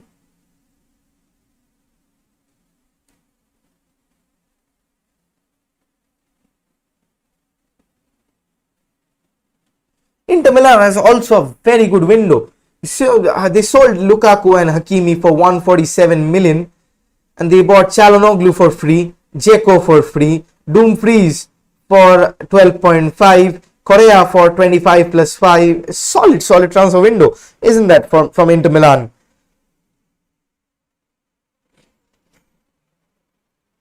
Solid transfer window from Inter Milan.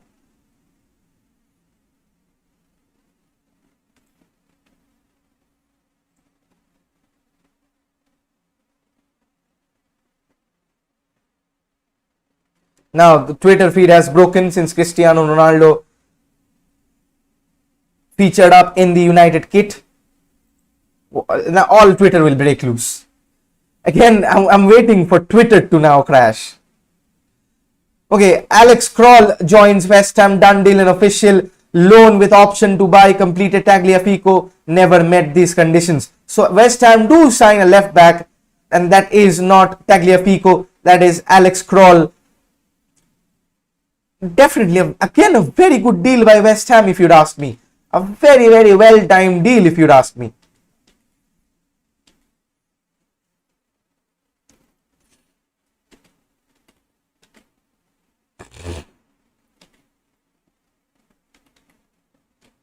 Very, very well-timed deal. Very well-timed deal. Especially if you consider all the factors and possibilities. Very well-timed deal, that one. Okay, I mean, speaking for 1 hour straight and need some refreshments. We'll be back quickly with a special guest, so do stay tuned. This is half-time break, so it's gonna be a bit longer, so do stay tuned. Come back at 1:30 sharp with the rest of the transfer news. The transfer deadline window is still open for more, so close to two hours. So we'll be back when 2 hours remain with a special guest to speak about the remainder of the this crazy transfer deadline day, as well as talk about all the deals that have been confirmed. So do stay tuned. We'll be back quick after a quick break. If you want to support the channel, you 100% have to leave a subscribe on the channel. Share this with your friends and family so they don't have to search for transfer news or other news, because Netflix Football has you covered. And if you want to donate, number one, you can donate me an iPhone. That's number one, because I tried to sell my kidney, but that did not happen because I had a stone on it. So that option, payment option, is out of the question. Just kidding with you folks. If you want to donate, you can do so on the numbers above. With respect to that, we'll be back after a quick short break. Do stay tuned. Any news in between, I'll be back running with my pants in a jiggle. See you after the short break.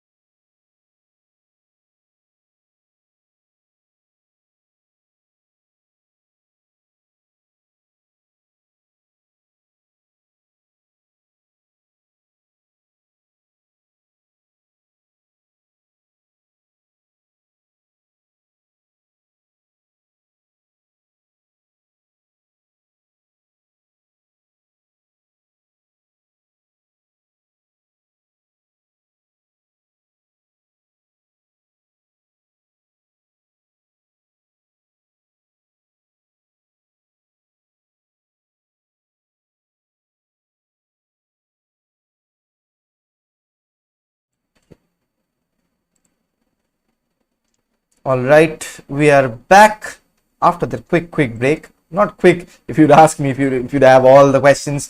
Okay, we'll have the recent bit of news. Nothing much to show you guys. You can see Alex Runasan has departed Arsenal for a loan. The news of Kylian Mbappe being the 200 million bid being rejected, all about that. We have a very special guest. You've seen him very much, and none other than anyone else than Prashant Bhau to actually sum up what is mayhem going in this transfer window.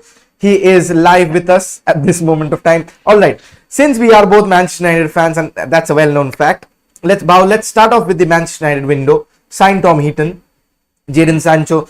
More or less, we knew that we are going to complete this deal. We did it in between the Euros. Then it was out of the blue, Rafael Varane. Nobody had intercepted that. Nobody had expected that.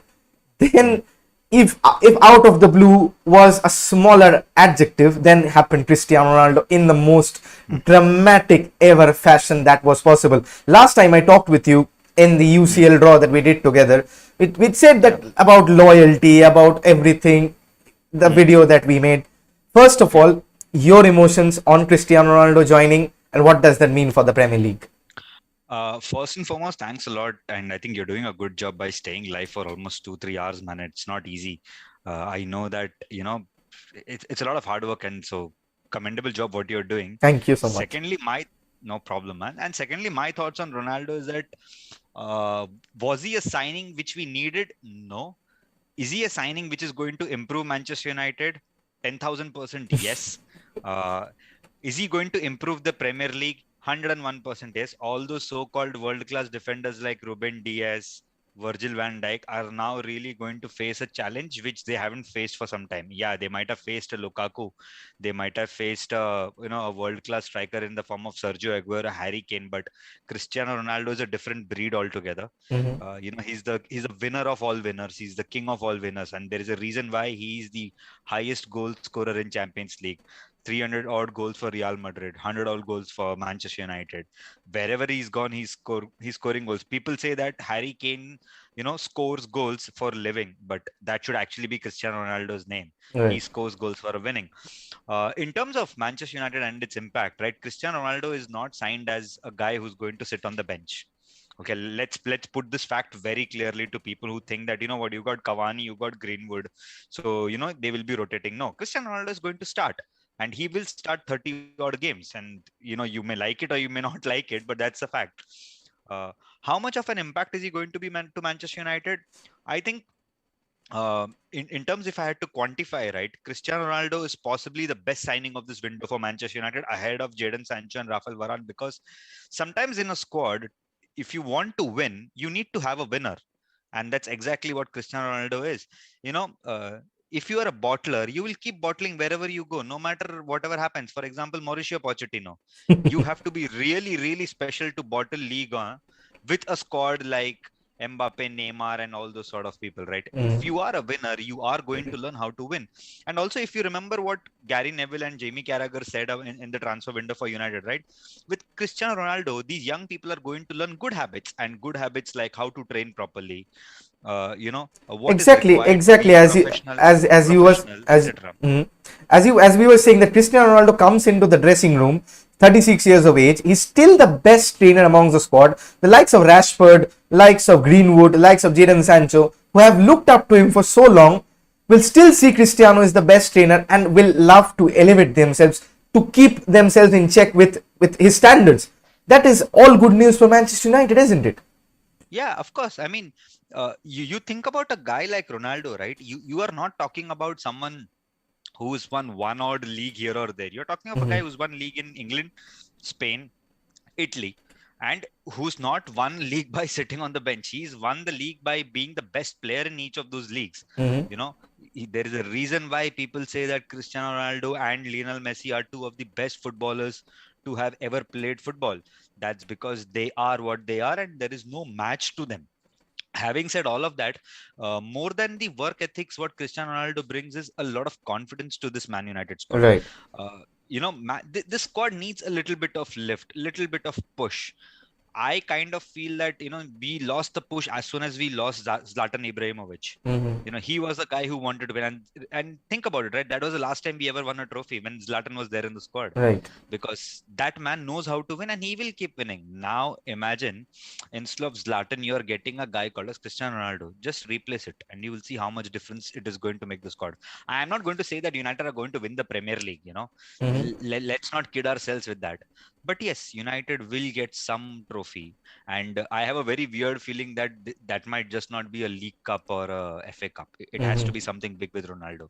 Champions League means Cristiano Ronaldo, and that's his stage. He doesn't fail there often. Absolutely. And with the service that he's going to get, especially with, if you remember, Chelsea signed Lukaku and Cristiano Ronaldo outscored Lukaku head and shoulders clear. Yeah. And he'll have much better service than what he had for Juventus, what he has for Portugal, with the likes of Paul Pogba, Jadon Sancho, Marcus Rashford, Bruno Fernandes, Luke Shaw. All over the park there is just service. And United, all the sitters they have missed, they've created a lot of high XG chances, which will start getting converted. And that is... And also, just to add to your point, Neil, okay? Lukaku last year scored 23 goals. Do you know how much Cristiano Ronaldo scored? 29 in the Serie A, 36 in all competitions. Exactly, 36 goals in all competition, Lukaku 29 in all competition. It's not even funny for this guy. I still don't understand where people say that, oh, you signed a guy who's washed out, who's 36-year-old, यार, तो retirement के लिए आया है. भाई retirement में अगर मेरे को रोनाल्डो मिल रहा चलेगा, मैं ले लेगा. कोई problem नहीं मेरे को. That's the magnanimity of the deal itself. Okay, but other deals people are talking about, a central defensive midfielder. United had inquired about Joshua Kimmich before his renewal around February, March. But the fact that obviously Kimmich is never going to leave Bayern Munich, but it states the fact that United were or will be in the market for a central defensive midfielder. Is this something similar to what the Jadon Sancho situation is, that we are not getting targets that are available, but we are just waiting for the right targets to come on, probably next season? Yeah, I think I'm very happy with this transfer window of Man United. In your chat, there was a poll, how much would you rate United's window? I rated a 9. Okay. Yes, of course, I do understand that center defensive mid is an important position you have to send, but you also have to understand, who are you talking about? You're talking about Manchester United board, who have made some absolute reckless signing in the last 5 to 6 years. I am so happy that this window we've signed players only who we want, who fit the profile of the club. Can you imagine United signing a guy called as Ruben Neves? All the plaudits for the Wolves game, everyone is like, oh my God, Ruben Neves is so good. Ruben Neves is God. Ruben Neves is reincarnation of Redondo in that place, etc., etc. For God's sake, open your eyes and see. There was another guy who's 34 years of age, who is clearing all the mess which Ruben Neves was doing, and he goes by the name of Joao Moutinho. Of course, I'm not saying that you should sign Joao Moutinho, but the defensive work, everything was being done by Joao Moutinho very clearly. But no, Ruben Neves, you have to sign him. That's the first part. Second part of my, understanding is that United have had a decent window. Right now our team is like a donut, which is a big hole in the middle. I totally understand. Fred and McTominay are not going to help you win the title. But you also have to understand that football doesn't work like FIFA or Football Manager. हाँ यार, player ले लिया, बेच दिया मैंने. Think about this, okay? We signed 3 players which are around 125, 127 million, okay? Ronaldo for 30 odd million, Varane for 34 million, and Jadon Sancho for 73, 76 million. So सब मिला के 130 million के आसपास में. Right. ठीक है, of which we sold Daniel James for 30 million. Okay, let's assume that is equivalent to Rafael Varane's deal. Okay, you have still spent 100 million and you have assembled half a decent squad. Okay, now signing a world-class center, and let's say you're signing a defensive midfielder, right? You want to sign a world-class midfielder. You don't want to sign a Declan Rice for 100 million because his value is only 40 million. But since West Ham, it's a Premier League club and they want to sell to someone else, right, they will charge you 100 million. Ruben Neves is not going to come less than 50 million. Okay, same as with Joshua Kimmich, right? I don't know why the hell would he want to leave Bayern Munich and come to a squad called as Manchester United. If ever he wants to leave Bayern Munich and comes to Premier League, his first option will always be Manchester City. Right. Because the reason why he became a center defensive midfielder is called as a bald genius by the name of Pep Guardiola. Someone who has the vision to convert a right back into someone like a center defensive mid like Joshua Kimmich, it is Pep Guardiola, and everyone knows City are in the market for a center defensive mid next window, right? Because they cannot trust on Rodri all the time. I mean, yes, he's a decent enough player. Fernandinho is going. They need someone, and Pep Guardiola usually likes multitasking players, So obviously Joshua Kimmich was more destined to go there, and I really don't want to buy any players from Bayern Munich. One, because after Owen Hargreaves and Bastian Schweinsteiger, I honestly don't trust them. Second, we've been fallen flat on our face with Bayern Munich with regards to Thomas Muller deal. Not once, but thrice. Okay. So Bayern Munich player leaving for Manchester United, highly unlikely. And it does not make sense. I think the only player who I think Bayern Munich will ever sell to Man United is their B team player Corentin Tolisso. मतलब और कोई वो छोड़ के जाएगा नहीं यार वो squad. All right. We've talked about Man United, how they have, as you said, a 9 out of 10 win. Even I'd agree with that. 10 out of 10 would have been a defensive midfielder. Maybe not Camavinga. He's not a defensive midfielder. He is probably an upgrade on Fred. Similar position, similar playing style. Even people don't notice that Camavinga is a horrible passer of the ball. He's a very good ball carrier, which we have in the squad, by the name of Van de Beek, which I don't know Ole Gunnar Solskjaer when will he utilize. More thoughts on that, because reports have come out that his agent has said that they had a last minute agreement with Everton, who wanted to pay the loan fee and stuff, but Ole Gunnar Solskjaer blocked it. So what's the thinking over there? Would we see Van de Beek this season more? I think Van de Beek should have some South Korea or North Korea's nuclear codes or something. He has to have that, or else Ole is never going to play. I honestly don't understand the whole logic of not playing him often. I really don't know what is the tactical reason of anything. There is no tactical reason. Let's be very honest. Okay, sorry to cut you off. Antoine Griezmann to Atletico Madrid has been here we go by Fabrizio Romano, as you can see on that feed. Loan until June 2022 with option to buy for 40 million euros, as low as that. We'll talk about Barcelona, but do continue about what we are talking about. Yeah, sure. So my fear with that is that, I honestly don't know what else Donny van de Beek should do to actually play for Man United. I really don't know. Why is he not being played? For what tactical joy? I don't know. But whatever tactical joy it is or logic it is, Lingard and Martial cannot start ahead of him. Sorry. There is no manager in world football who can actually do what Ole is doing right now. Literally finishing a player's career. He's not played a competitive game for quite some time. All his appearances are coming on sub. As a Netherlands fan, Louis van Gaal has dropped him from the squad. And he's told him very clearly that if you don't play, I cannot select you. Which is logical. And it is fair, right? Which is fair, right? So right now, Donny van de Beek would be sitting there thinking, Ajax में तो मैं main player था, vice captain था, बाद में captain भी बन गया, यहाँ आके तो पूरा कट गया मेरा. ठीक है, पहले तो बोला फर्स्ट सीजन है, जेस्टेशन पीरियड है, अंडरस्टैंडिंग है, प्रीमियर लीग का फिजिकली बिल्ड करो, ये करो, वो करो, बिल्ड किया. Unfortunately I miss the Euros, so I came back to Manchester lot earlier than other players, started training earlier. I bulked up a lot in a game where United are struggling against Southampton to, open the doors. What does Ole Gunnar Solskjaer do? Brings on Lingard, but not Van de Beek. Brings on Matic, but not Van de Beek. A game which was tailor-made for Donny van de Beek. He's not brought on. And then obviously Everton will say, someone like Rafa Benitez is excellent with players like Donny van de Beek. For example, I don't know if you remember this, Javier Mascherano, Xabi Alonso, and Steven Gerrard was at midfield. In that midfield, Steven Gerrard played the role of Donny van de Beek. Exactly. Give the ball, pass the ball, go. And with the current Everton squad, they've got Alan Doucouré to do the job. And of course, Rafa Benitez has publicly said that he does not trust James Rodriguez anymore.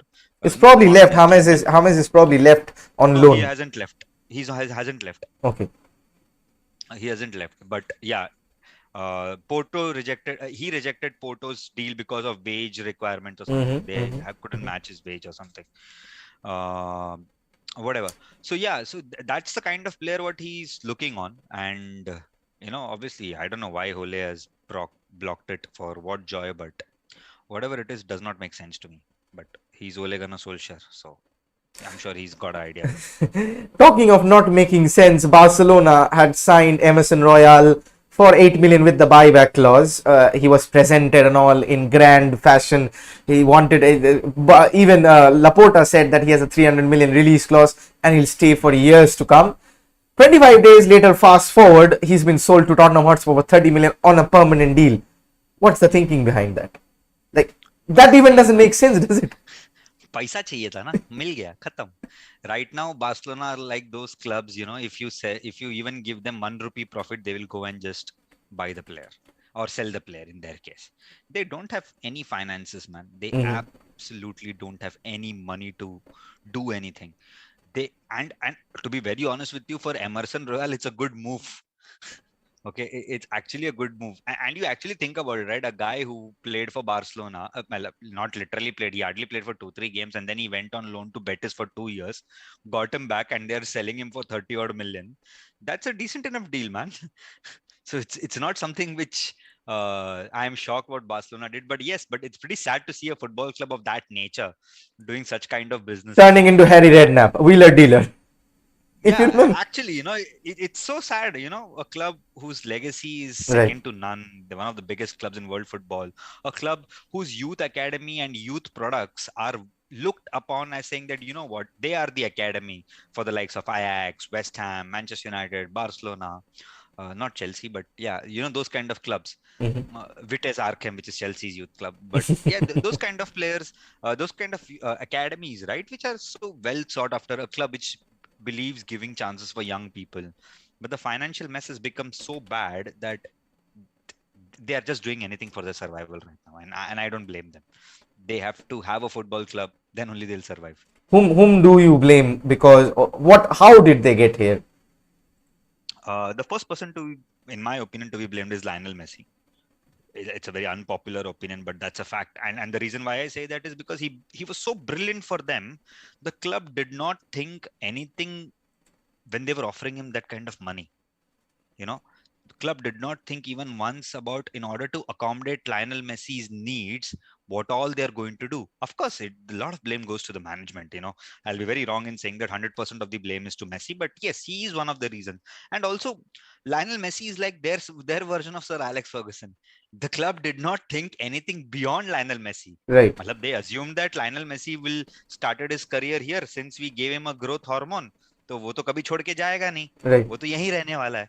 But the fact is, Lionel Messi decided to do what is good for him at the end of the day, and that too after Barcelona majorly fucked it up. It was not that he actively said that मेरे को इस साल जाने का. He said it last year because of even took a pay cut to even stay at the club. Yeah, but they just couldn't register him, right? Because they didn't have the money to register. Like, even we all saw all the humongous wage bill. Like, which club pays 250k to PK, 33-year-old, 250k plus to Sergio Busquets, 800k a week? I know one club which does it. Actually. Which one? Recently they signed a Japanese centre back. They played 220k to Willian and 200k for David Luiz. So yeah, they do it. They are in much more position than Barcelona at this moment of time. But then again, which club does, how? I'd have no clue that did Griezmann get 800k a week at FC Barcelona. Like, people should have thought before applying the. He gets 800k. I thought he got somewhere around 450 or 600 or 500k. Confirmed he gets 800k. Frankie de Jong gets close to 400k. Still, Frankie de Jong getting 400k is bonkers of a number. Yeah, that's like saying that, you know, right now Frankie de Jong's situation is like Bruno Fernandes at Manchester United, who's only getting 250. But Bruno Fernandes is getting 90k a week. Bruno Fernandes gets 90k a week. Yeah, but right now his deal will increase. Right. It's around 250. It's going to be around 250, which is still, I mean, which is still less. But yes. But 800k a week. My goodness, Griezmann. How? Even Jordi Alba was probably the only person who had his wages around 150, 180. But still, PK 250 plus, closer to 300. Busquets closer to 250. All on the wrong side of their 30s. You've got to blame the management as well for actually offering. Of course, 101%, man. I mean, when I said that I put the blame on Lionel Messi, I do not mean it in theoretical way that he's supposed to be blamed, but I'm just saying that he spoiled them for success. He gave them so much success that the board never looked into the administrative matters. You know, that's where I'm saying that right now you are spot on when you're saying that the board has to look into it, etc., etc. But also it's the erratic spending which Barcelona have been doing for quite some time. Right. And it has been biting their ass for some times. They thought that no one in world football is ever going to pay 225 million for that Neymar deal. And I wanted to just think through it. You know what happened with the Neymar deal? It has changed the world of transfers in football. Right. Think about it, right? 225 million, Neymar's release clause was triggered by PSG. Obviously, player signed, got it. What did Barcelona do with the money? Bought Philippe Coutinho for 140 million. Because of that 140 million, Liverpool reinvested in Premier League very smartly. Okay, because of that, they won a title later. Because with that 140 million, they signed the likes of Alisson, Van Dijk, Mohamed Salah, all those sort of guys. Okay, later, whatever I'm trying to say. Yeah. And in the same way, what did Barcelona do? Who did they sign? Ousmane Dembele, really, and also the kind of players who have they signed. Lenglet, Samuel Umtiti. Man, you are talking of a club whose defense was considered as one of those unbreakable defense after the Milan defense, right? The likes of Carles Puyol, Gerard Piqué. Right. They are world-class centre backs. Whatever you want to say about Gerard Piqué, he's a president, he's a loudmouth, he is married to a pop star, whatever you want to call, you call. But the man is a classic defender, man. You don't win Champions Leagues by starting in centre defense for a random club, man. You have to be that good. Yeah, and we all know Gerard Piqué at Manchester didn't work because we couldn't give him regular chance in spite of him being good. He's definitely not as good as Vidic back then to give him a chance. But yeah, whatever, things didn't work out. But that team has lost its soul right now, and that includes the club. The club is gone, and dare I say that apart from Manchester United, if there was one club which has been in absolute shambles in world football, that is Football Club Barcelona. It's gone to the dogs. So sad about our club. So much legacy and but actually, I'm not sad. I'm very happy with it, to be honest with you. Maybe because Barcelona fans have had their share of digs at United, and now probably they're reaping their own rewards. They forget about having digs at United and all that. I remember very famously that when players moved from Manchester United to Real Madrid, they called Manchester United as a feeder club to Real Madrid, like how we say Southampton is a feeder club to Liverpool, right? Because a lot of Liverpool players come from Southampton, etc. Right now, Barcelona is a begging club in world football. They are literally begging anyone in world football to buy their players, because if no one buys them, their club will have to be filing for bankruptcy in the next 5 to 6 years, because the kind of wages what these players are earning, I don't think they have money for more than 5 to 10 years to run this club now. So yeah, we might be a feeder club to Madrid, but they're definitely a begging club right now. All the controversies aside, talking about smartness in the transfer window, let's talk about Atletico Madrid getting Griezmann on loan and with a 40 million obligation to buy. Of course, the replacing. I talked about how Saul deal was offered everywhere because of his injury. Because you don't sell off a player, you give a 9-year contract. And Diego Simeone absolutely will not sell anyone who is at their prime. Because 2 years ago, ask Diego Simeone to sell Koke to me. Why doesn't he sell Koke? Why is he selling Saul? Because he's injury prone. You're absolutely spot on with it. Sell Koke, right? You look at that Atletico Madrid team. Did he sell Diego Godin in his prime? Nope. He didn't. Ask him to sell Jose Jimenez to me. That's also fine by me. I'm okay to take Jose Jimenez center back. Sell Jan Oblak. He will not do it. Ask him to sell Angel Correa. Will not do it. Ask him to sell Renan Lodi. Will not do it. Carrasco. Not do it. Kyron Trippier to जाने दो, पैसा देके भी वो नहीं बेच रहा वैसे. Okay, so I really don't trust when Simeone is selling one player. He has to be washed out, or he just does not trust the player anymore. It has to be one of those reasons, man. It has to be because Simeone is essentially, how much of a shrewd manager he is. Especially in regards to that Saul deal, we were talking about how he was offered everywhere across the globe. Saw names of Bayern Munich, Juventus, Barcelona, the likes of even Manchester United, Man City, which he finally ended up with Chelsea. The reason I'm told to believe is that they were wanting an obligation to buy for 40 million because they wanted to recoup what they paid for. I forgot the Argentine player. The name of the Argentine player, Rodrigo de Paul. They wanted to pay for Rodrigo de Paul, and when they cleared that wage bill, they were waiting for clearing that wage bill, and they went for Antoine Griezmann. So that strengthens their attack tenfold. Antoine Griezmann will absolutely settle in, and Simeone knows how to use Antoine Griezmann, and he'll play at his favorite right wing slot, which he could never get because Messi was there. So do you think they can actually go further in the Champions League as well as retain their league title? Uh, right now, how La Liga is structured, right? Mm-hmm. It's all Diego Simeone's league to lose. To be very fair with you, of course, Madrid have strengthened, but I still think they'll be here or thereabouts. But Diego Simeone right now will really push for that Champions League title because he would definitely want it. And they are in a group where they are definitely going to be welcomed at Anfield, and they'll be welcomed in style.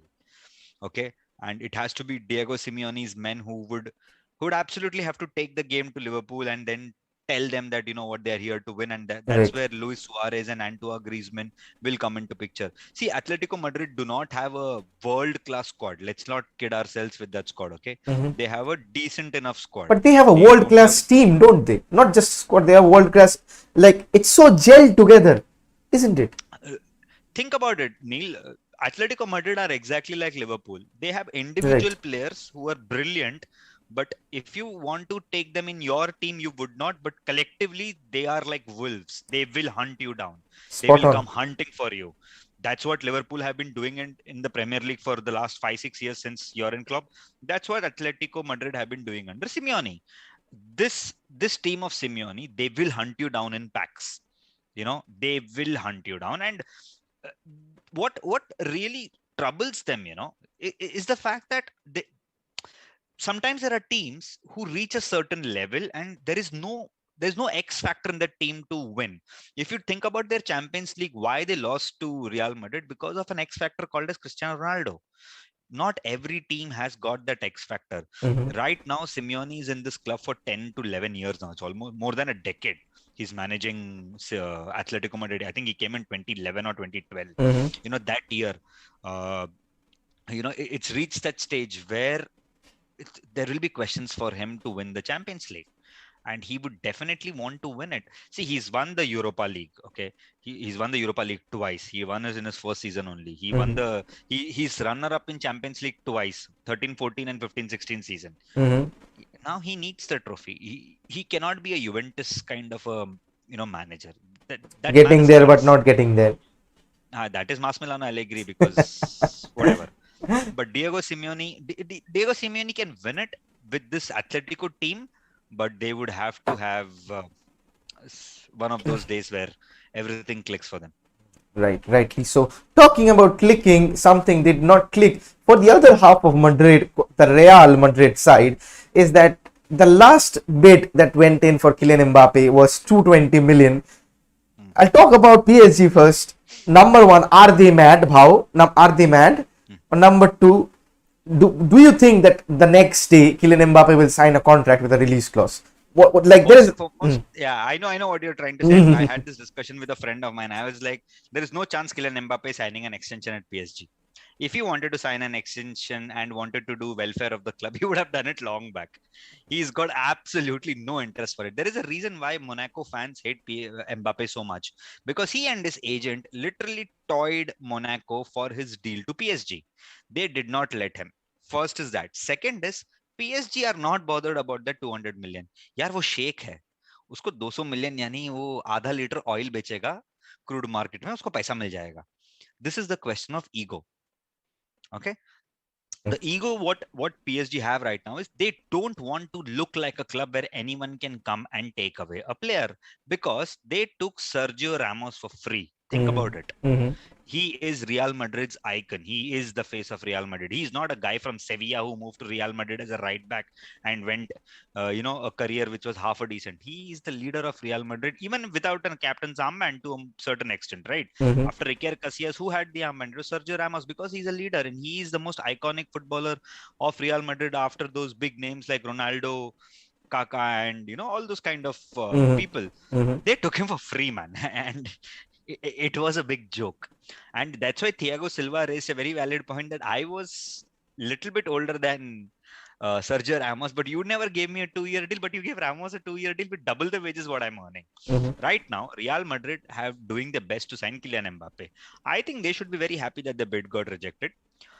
because in January they can enter into a Bosman free transfer. Right. That is when PSG will be thinking, yeah, we should have cashed him on it. Will Mbappe sign a new contract at PSG? I don't think so. He's going to sign a new Now, contract. how are they Because so much confident? That's what I'm asking. 200 million for a player. yeah. Hmm. But Neil, think about it. No, they are not a club which has got any debt, man. Money is not a priority for them. This is a question of ego. Why will I let Kylian Mbappe go to Madrid when I have taken Madrid's strongest asset? One. Second, if Perez really wants Mbappe, or I think Nasser Al Khalifi would have another price in his mind, let's say 250 or 275 million. And also remember that PSG can't sign any replacement so quickly in the market. Mhm. That's why there were news about them going for Haaland, and Dortmund being Dortmund, they said, screw you. That's not happening. Michael Zorc famously said, right, we are not a bank. So there's no point offering us 200 million. Dortmund will bloody sell their mother if you properly if you pay the price, right. That much I know about Dortmund. Remember Pierre-Emerick Aubameyang. Remember Ousmane Yeah, Dembele. yeah, but the fact is that Dortmund don't do business in panic. They cannot sign a replacement now. And they are not selling Aubameyang. They are not selling an Ousmane Dembele.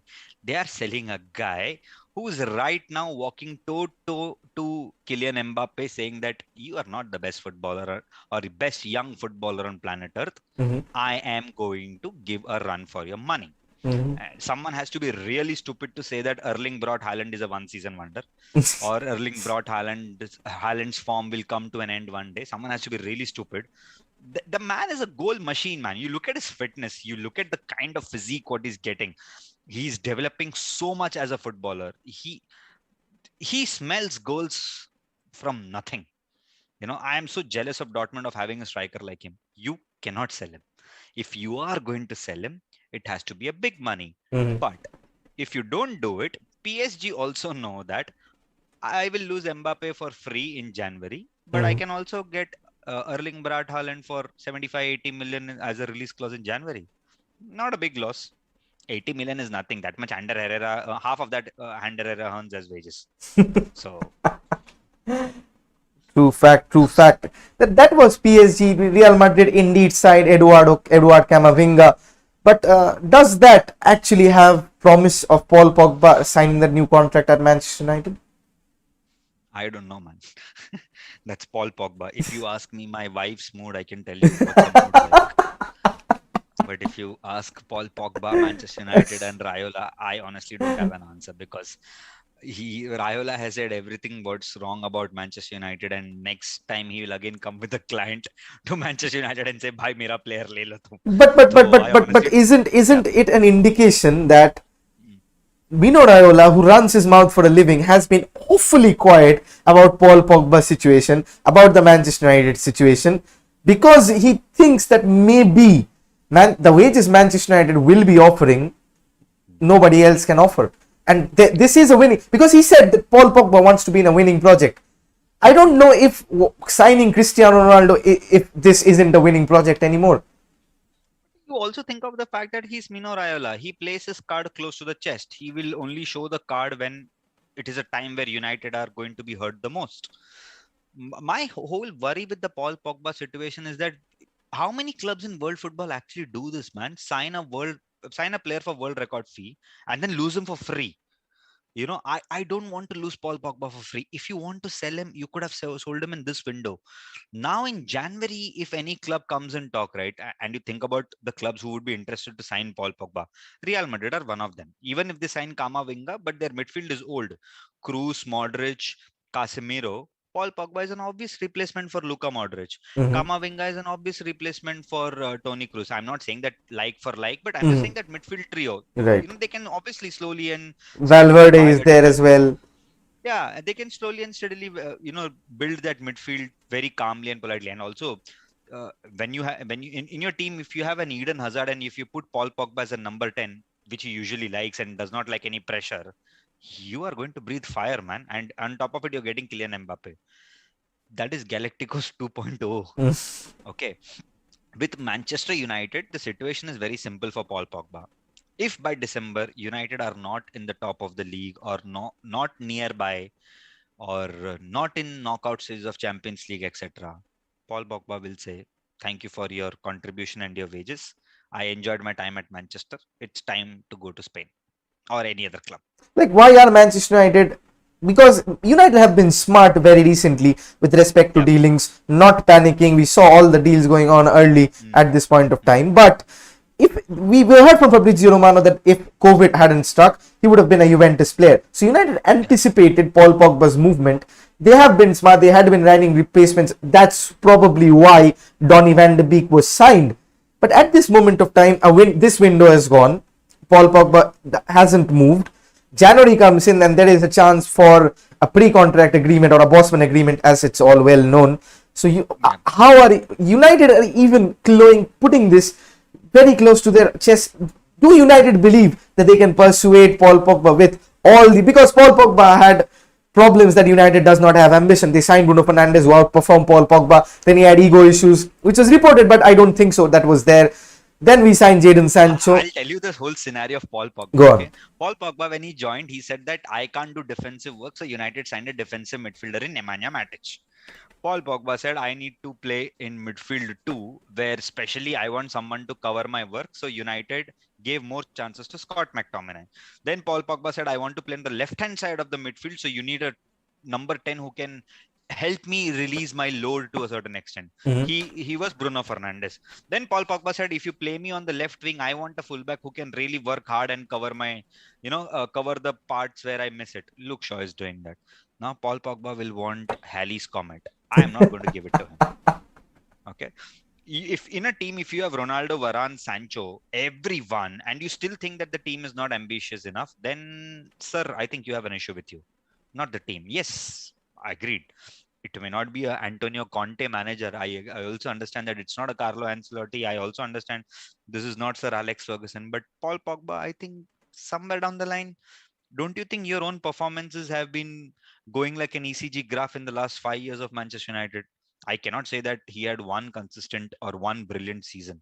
Do you remember one brilliant season of Paul Pogba at Manchester United? Always bits and parts here and there. He's like Jorginho of first half for Chelsea last year, and then suddenly he becomes Jorginho in the second half. But he has definitely improved on what he was signed since Ole Gunnar Solskjaer took on. You remember that first half season where he scored 10 goals. Next season, of course, there was Mino Raiola here and there. He was injured as well. Had COVID also. Other than that, this season he started on fire. Even the last match, he's played some brilliant through balls, which I'm anticipating if Cristiano Ronaldo latches on to those, there will be mayhem at times. And essentially, with Varane, his compatriot, someone who plays in the French squad with him, they have signed someone to cut off his mess if he loses out defensively. And with Cristiano Ronaldo being signed, his left wing position is more or less gone, considering Marcus Rashford will be back. Jadon Sancho from the right, that's done, or Mason Greenwood, whomever is on better form. By right now, I think Sancho will be benched and Greenwood will start. People will lose it. People will absolutely lose it. But other than that, I do believe that Paul Pogba, I think there is a chance that he will renew. I said that a lot of time ago that he will renew because the inside sources told me that there is a chance that Paul Pogba renews 100%, especially with our dealings in the market and maybe what we are going to get in the next season. Other than that, we've talked about Manchester United very much. Let's talk about a bit about Arsenal, without the banter, of course. They've signed Ben White for 50 odd million. Last season, they've signed Gabriel Magalhaes for 30 million, 80 million on two defenders. Then they've signed Thomas Partey for 50 million. Sorry to interrupt. I think Snignadil has a comment which says the thing I feel did Pogba ever did justice to that 100 million price tag. So Snignadil, first and foremost, is not 100 million player.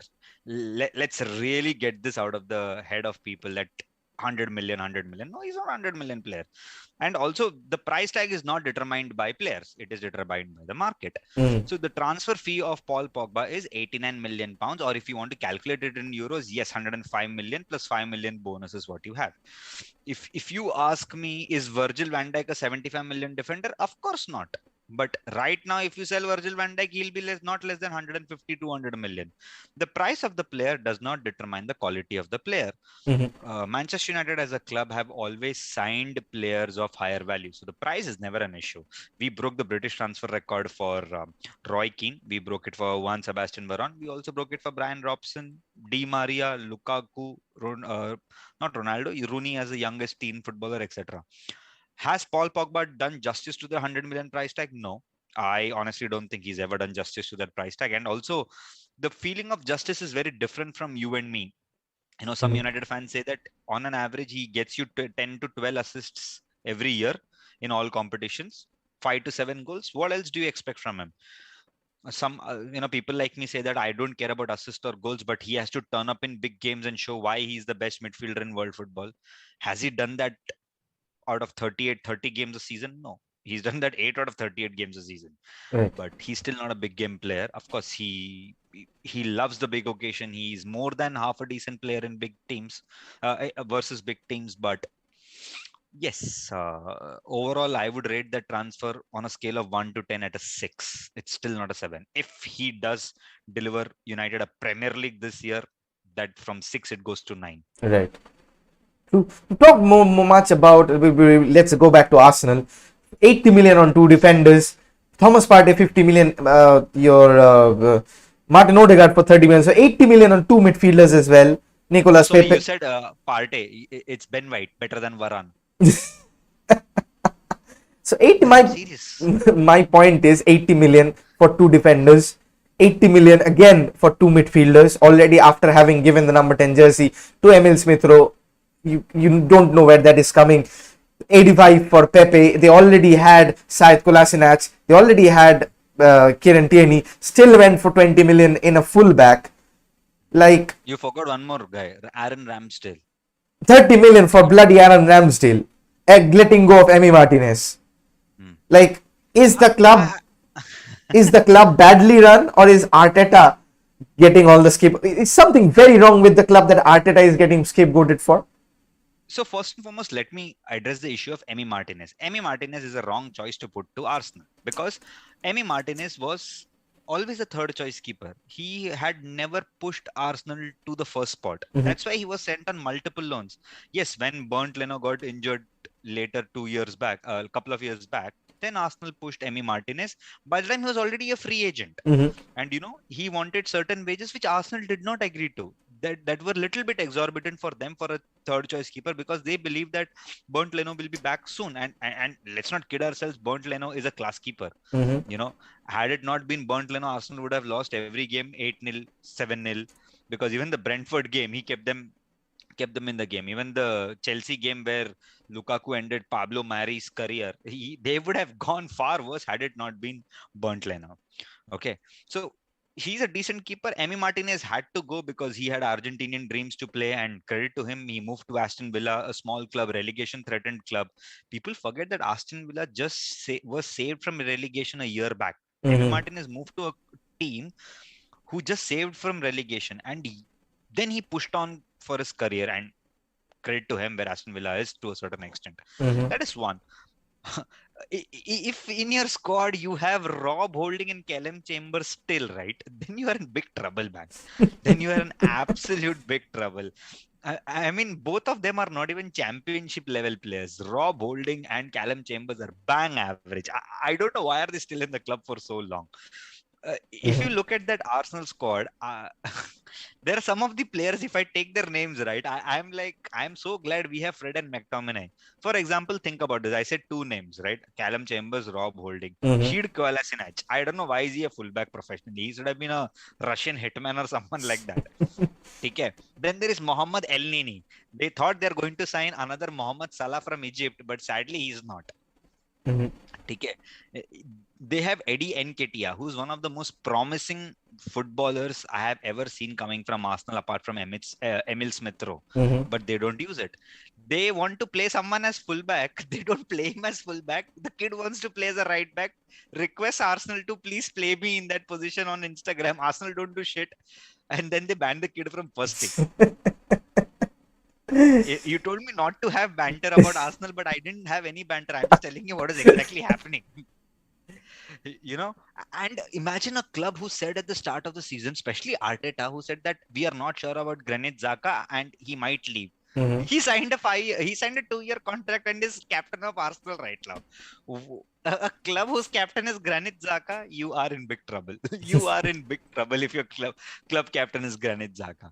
Yeah, you can win that trophy of scoring against United better than Ole trophy, but yeah, you can Mhm. keep that. But yeah, if your club has got Granit Xhaka as captain, like Thierry Henry said, right? Mhm. Yeah. You have another promising prospect in the name of William Saliba. What does Arsenal do? Loan him and keep who? Pablo Mari. Really? Man, I don't know what is wrong with this club. I still don't understand how is Hector Bellerin in that club even today. He He's was joining Real Betis. Real Betis right now. Yeah, he was here till till what 10, 12 years now. He's Mhm. worse a right back than Antonio Valencia, man. And Antonio Valencia was not even a natural right back. Hector Bellerin is absolute crap.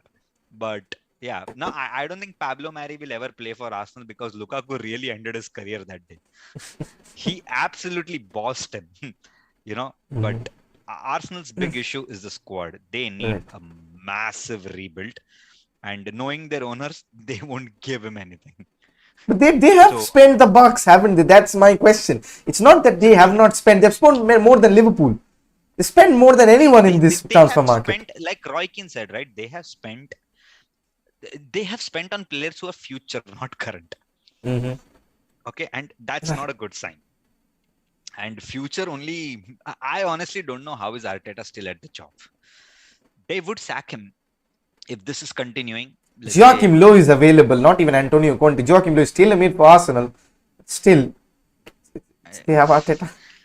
yeah, I mean Arteta reincarnation of Pep and Wenger, the man who learned tactics from two best managers of all time, etc., etc. Mhm.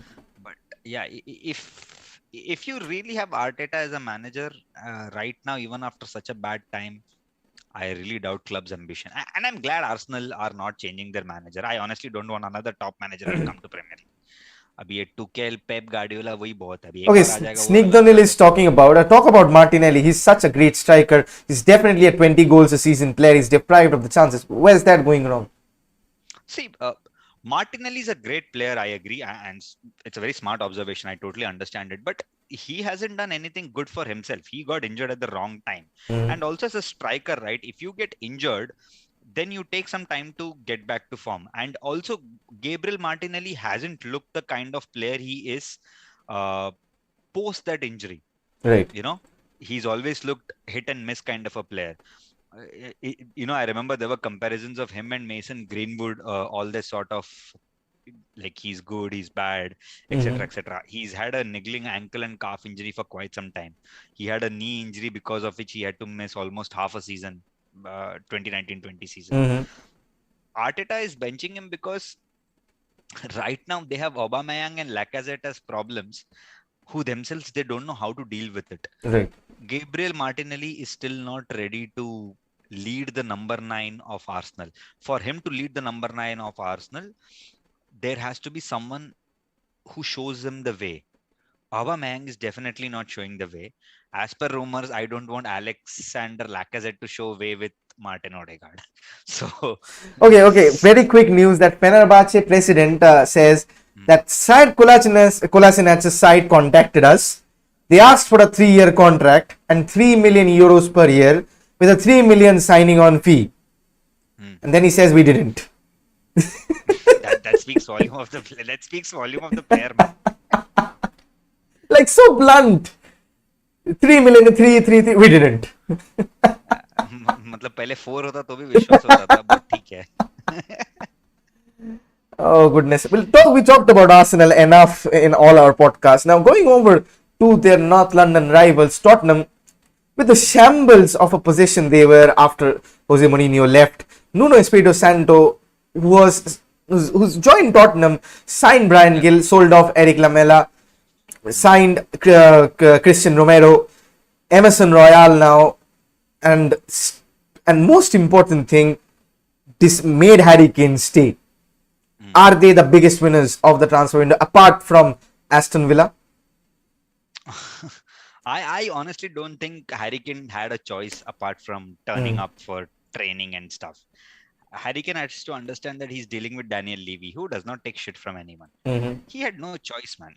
I mean, Daniel Levy would have made sure that he would have sat him on bench for 2 years, paid his wages, and then let him go for free. By the time Harry Kane would have lost his goal scoring prowess, because a striker who does not score goals does not have an option, has to leave the club.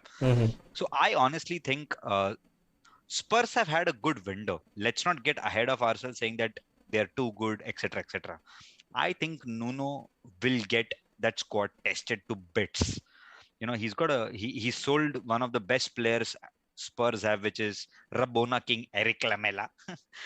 I honestly don't know why did anyone sign Eric Lamela from Roma, for all that matter. He's bang average player, but anyways, credit to Nuno for selling him.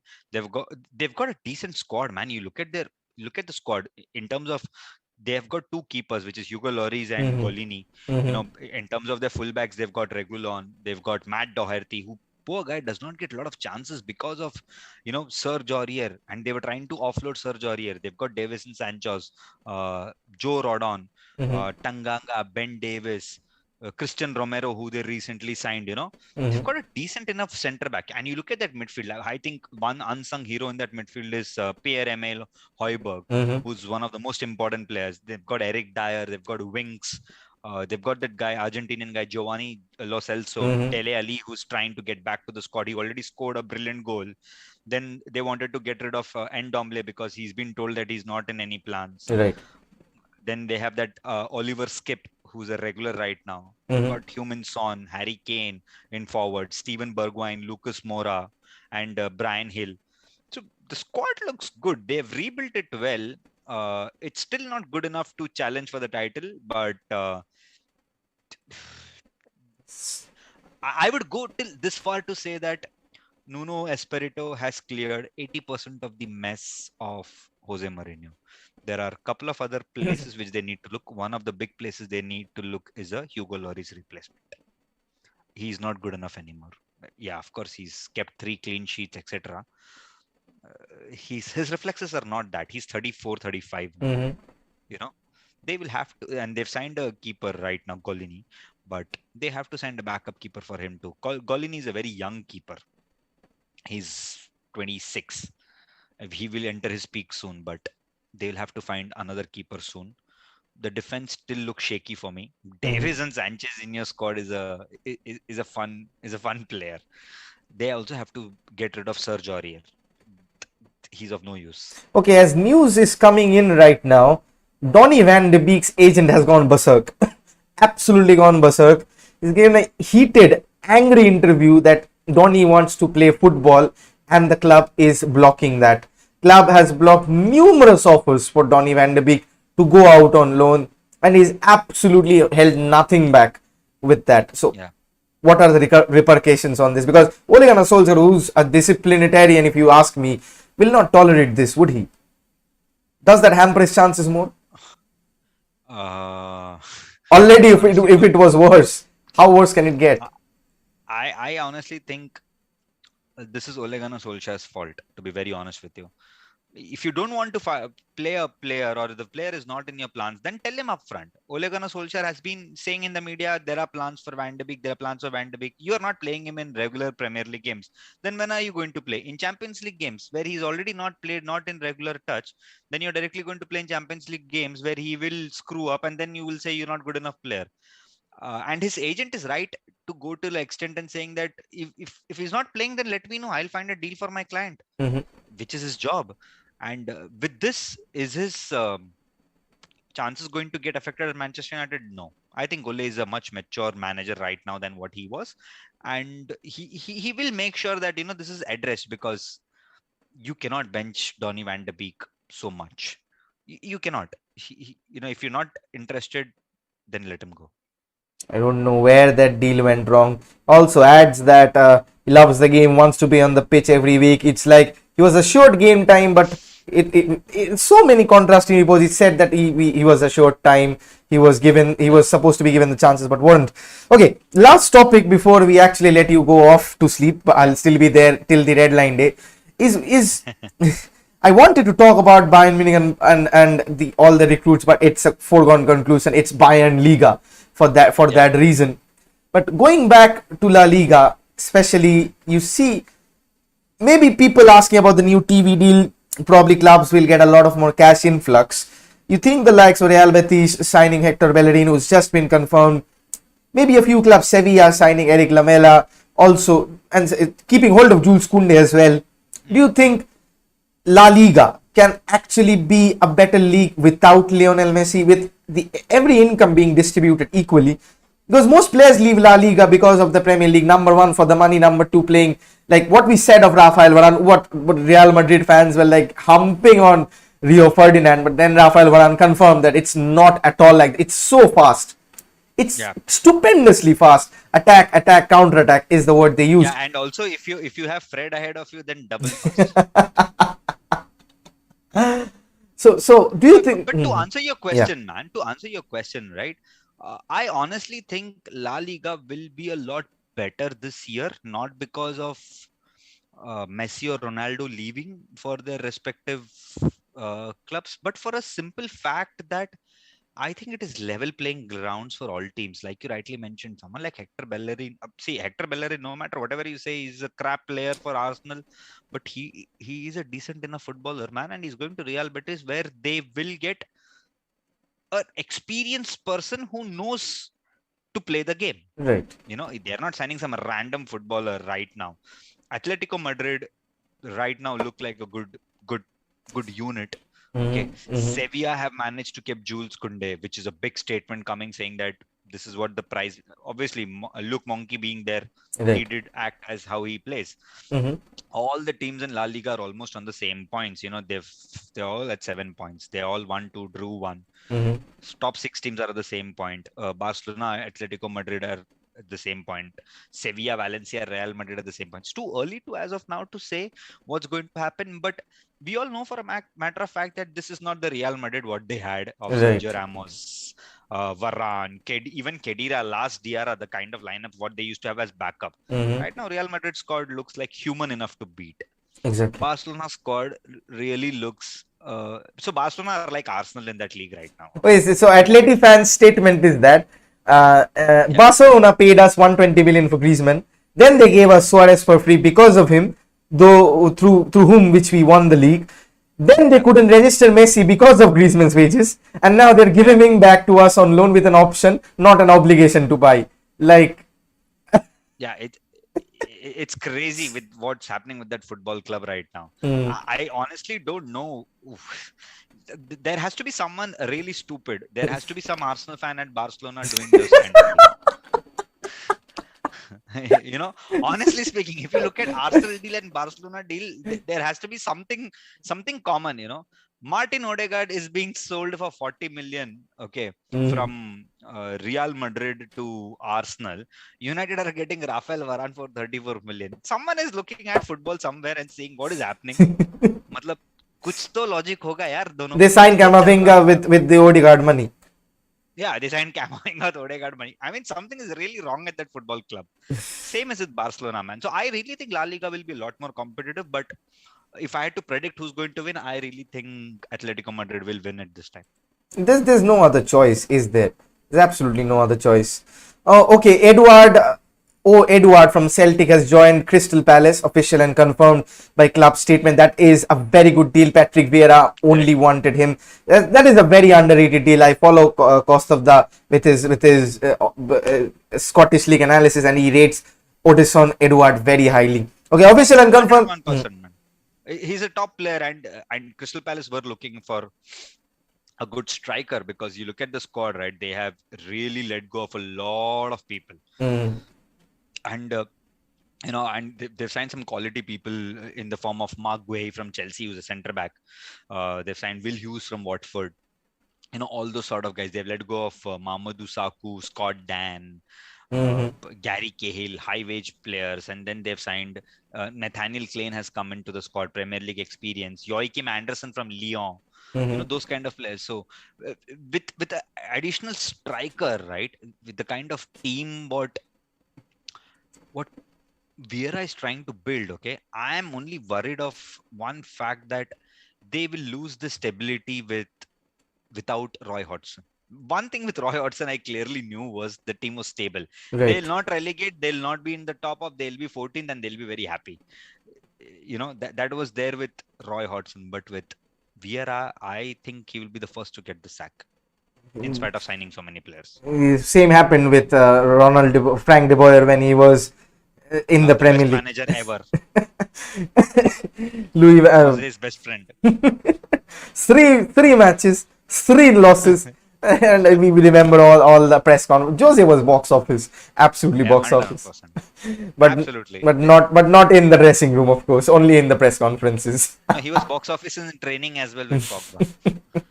Just that box office was called as Radhe.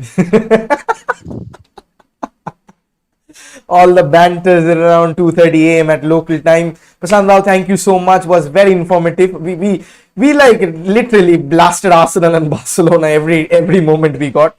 But But we didn't blast them. They are blasting themselves. They are imploding. We are just looking, it's just like how it says in Darknet, right? Some people just like to watch the world fall. I am absolutely in that zone where I just look at it like, "हाँ, ठीक है, तुम तुम्हारा नुकसान करो." I'll not say anything.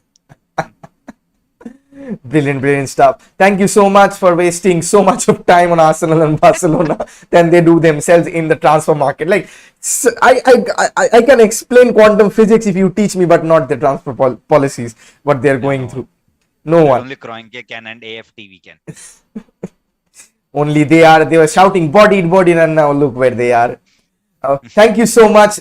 Let's hope that we get a lot of more transfer windows like this without panicking. Manchester United having done all the business early. For heaven's sake, for once, that this club is looking properly and not panic buying. Thank you so much. We'll probably Thanks a lot. do something before the Newcastle game with Sure. you as well. Bye bye.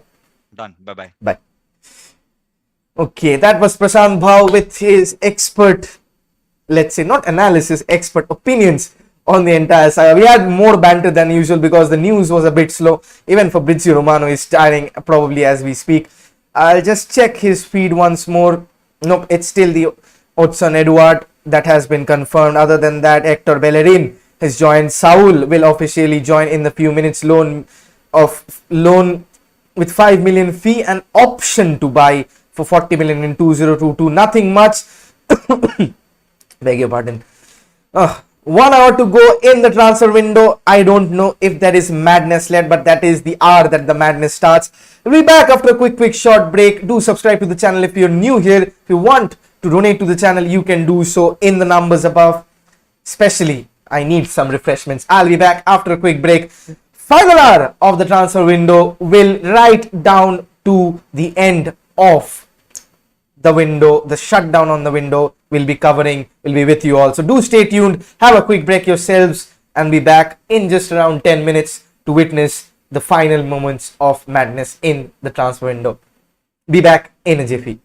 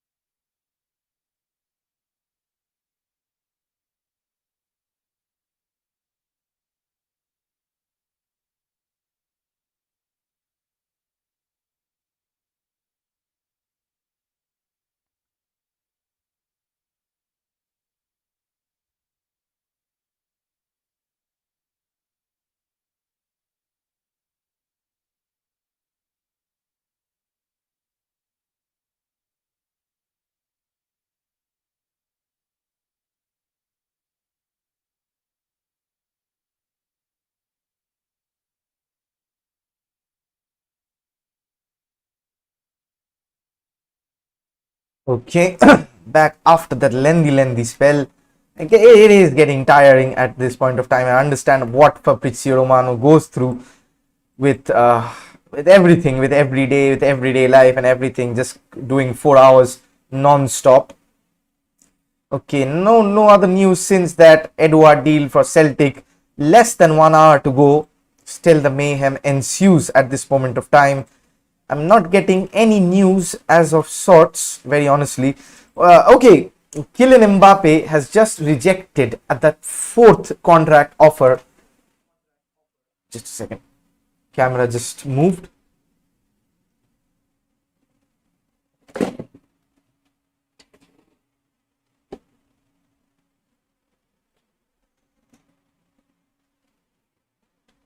Alright. It's fine. Kylian Mbappe just rejected the fourth contract offer from Real Madrid, from PSG. Fourth contract offer, paying him past what is reported past 45 million a year to be the highest paid player of the club. He has rejected the fourth contract offer. Sensational stuff. Both Kylian Mbappe and Real and PSG, what they're doing at this point of time. He'll not get 45 million a year at Real Madrid, number one. I don't know if he'll ever get 45 million a year at Real Madrid. PSG, I don't know. I know for sure they'll not get anywhere close to the valuation, considering a player in the next transfer window will just have to wait 6 months for them to join on a free, who's still absolutely very young. I still see no clue in that. It was, as Prashant Bhau said, it was a matter of ego for them. It was a matter. Okay, living the Romano life. Romano said on Twitch that United are done 30 minutes ago. Apparently, we have elite signings this summer. Of course, considering the fact that nobody expected we signed Cristiano Ronaldo. More than that, nobody expected we would sign Rafael Varane. Who expected that? I didn't.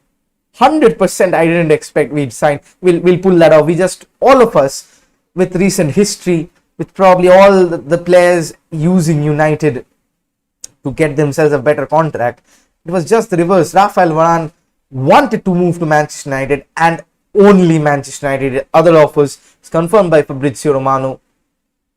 Have you ever heard that? Have you ever thought about that? Even thinking about that doesn't make sense. But he did make the move and he's partnered up with Harry Maguire. He was next to flawless. Yes, he will get caught out. Yes, he will be here and there.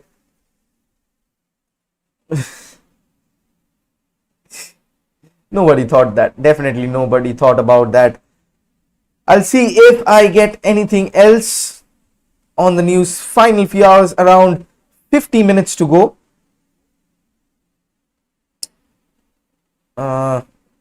Still Cristiano Ronaldo all over Twitter at this moment of time. Dan James speaking in here as well. He's just posted a farewell video. Best of luck to Dan James.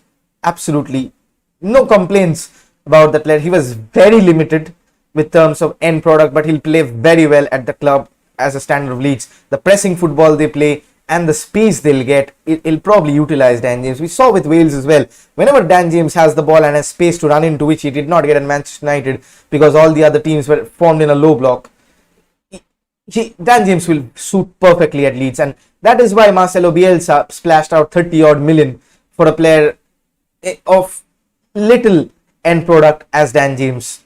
He'll definitely be a very, very good signing for them.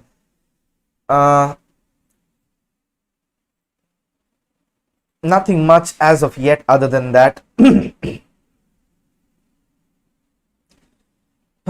They started off creakily with Edward Camavinga being confirmed as a Real Madrid signing. I don't know what holds that for Paul Pogba. We were speaking a bit before with Prashant Bhau regarding the fact that Paul Pogba might just end up staying if Manchester United are in a very good position in terms of league as well as Champions League, because absolutely the signing of Cristiano Ronaldo being forced, being out of whatever is the biggest intent that this club is a winning project. And you've signed the best goal scorer in the history of football, who is still one of the top scorers of the top 5 leagues. If that doesn't spark intent, nothing will. Nothing will. Van de Beek's agent has gone berserk.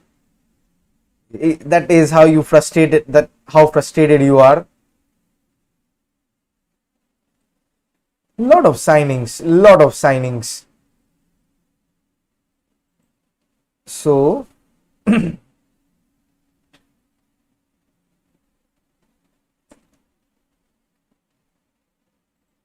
look at even PSG signing.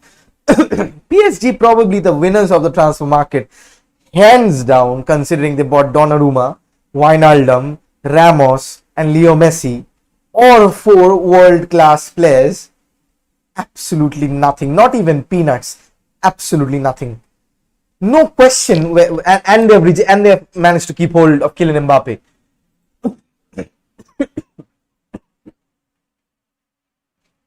Pardon me for that. And they've managed to keep hold of Kylian Mbappe. How much can it get any better? Is it possible to get any better than this? I have absolutely no clue if anyone can ever better the Galactico level signings, whatever their age might be. Donnarumma, Ramos, Wijnaldum, Nick from Barcelona and Leo Messi. Add to that Hakimi and now Nuno Mendes. So they have 2 brilliant wing backs. They can play a back 3. Kept hold of Kylian Mbappe, Messi, Neymar, Mbappe up top. Like, if this team does not win the Champions League, then who will? Who will? Answer me in the comments. Who will win the Champions League? Let's see if Romano has updated anything.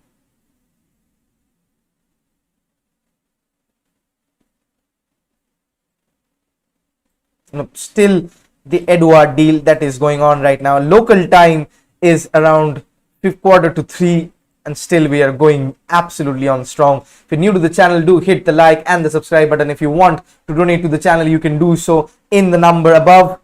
Absolutely breathtaking final moments. We thought that would be breathtaking, but final few moments, it's nothing much. Manchester United's window has closed. Chelsea already signed Saul, and I think that is done and dusted. Dan James went to Leeds. Edouard went to Crystal Palace. Hector Bellerin went to Betis. Emerson Royal signed for Barcelona this season. 25 days later, finds himself in a Tottenham shirt under Nuno Espirito Santo's doing. Started off really well, honestly. Hakimi, Donnarumma, Wijnaldum before, as we spoke.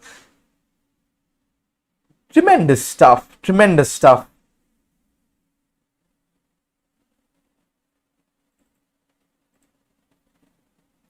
Not getting any other news at this point of time.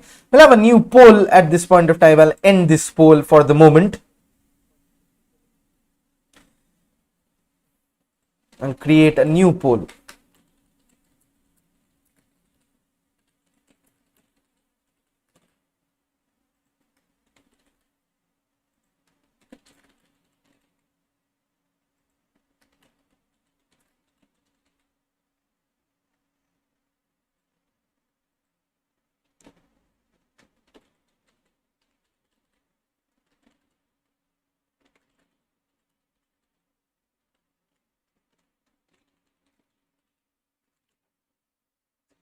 So poll is up. Do leave your votes on the chat. It's on at the moment of time.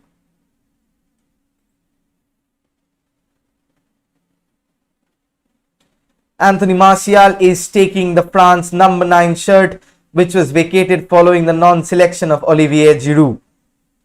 So Giroud has been dropped in for favor of Martial. That is a very good sign, considering that Didier Deschamps has faith in him as well. Because we remember what Didier Deschamps said when Martial went on to France squad before being injured. He said that he sees Martial as a player reinvigorated, has the fire in his belly at this moment of time. He's seen him as a changed and matured player. More the better if we get Martial, Rashford, Sancho, Cavani and Cristiano firing on all cylinders. Cheers then.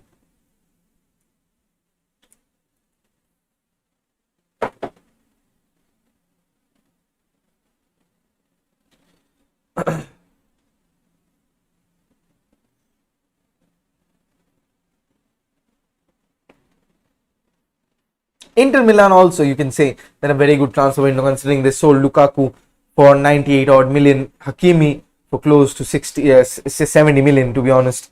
Got Dumfries for 12 and a half, Correa for around Joaquin Correa, not Angel Correa, Joaquin Correa from Lazio around 25 plus 5.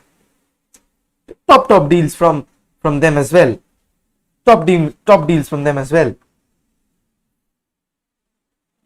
AC Milan talks of Brahim signing, Olivier Giroud signing for them as well.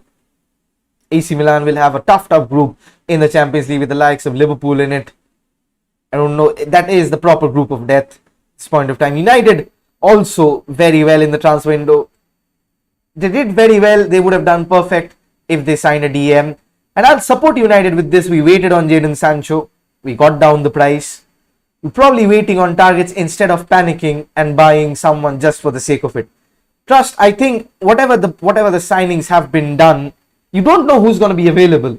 If we signed a defender last season, as everybody was saying about, we wouldn't have signed Varane. Imagine, we wouldn't have signed Varane. Varane, Sancho and Cristiano on the same window. Absolute bonkers. Laurie Whitwell says no formal offers came in to take Donny van de Beek on loan from Everton or elsewhere, nor was he made available by MUFC. So Laurie Whitwell countering Donny's agent. Clearly, very clearly.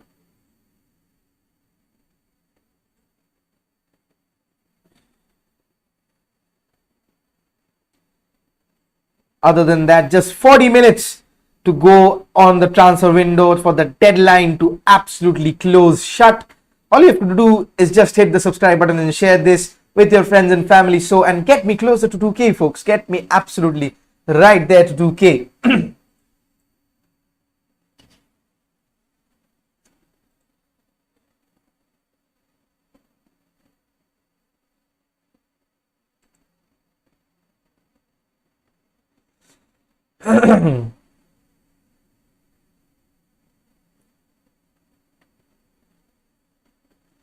Yasin Adli, I don't know where he goes from, AC Milan or PSG. Okay, Falcao to Rayo Vallecano is a deal that is doing the rounds at the moment of time.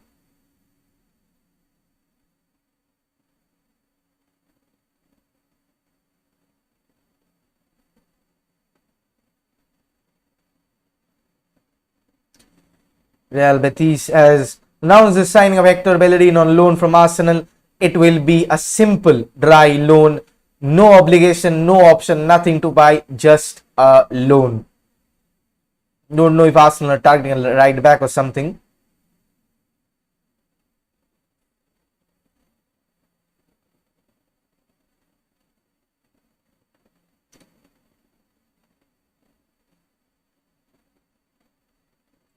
Crazy transfer window nonetheless. Absolutely, literally crazy transfer window.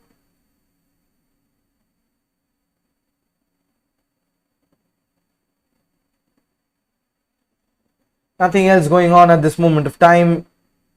Calvin Phillips has won the BT Sports UK England Men's Player of the Year. Not Luke Shaw, Calvin Phillips. Seriously.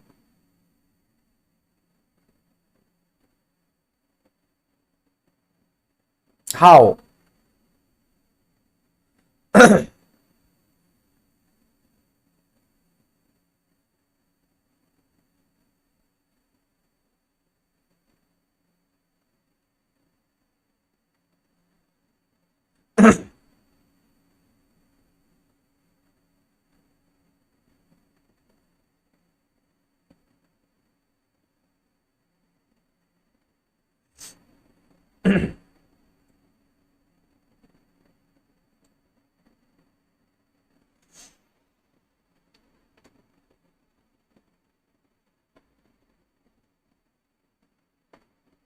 Nothing going on at this moment of time.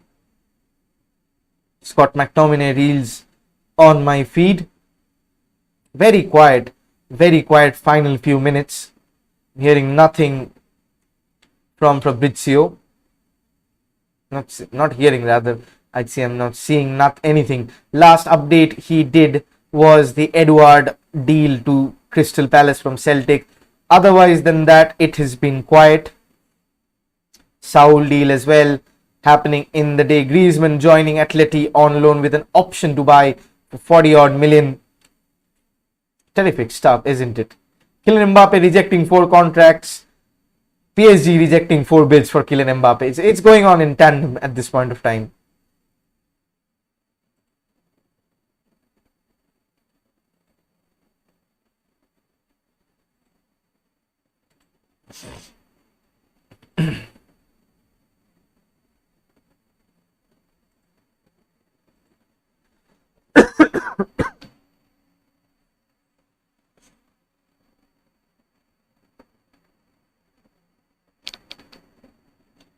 Nothing going on at this moment.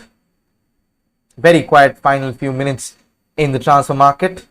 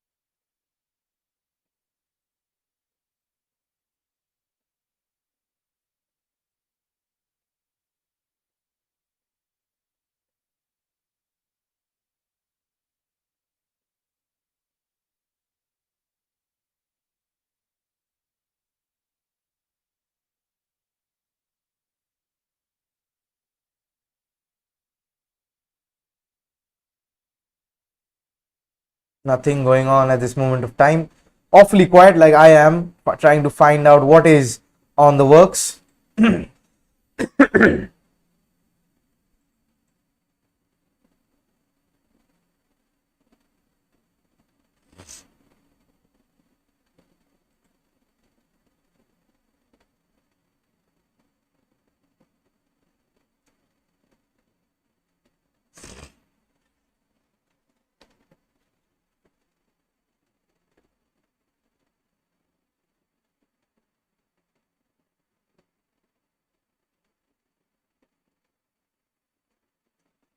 Still Donny van de Beek's agent going berserk is what I'm reading at this point of time. Other than that, nothing for Fabrizio Romano. Even he has gone quiet for the moment. Last thing that he announced, I'll just refresh the feed once more.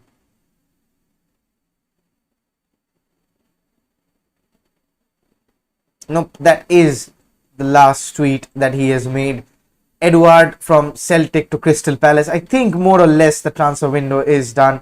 Just a bit over than half an hour to go for the transfer window to end.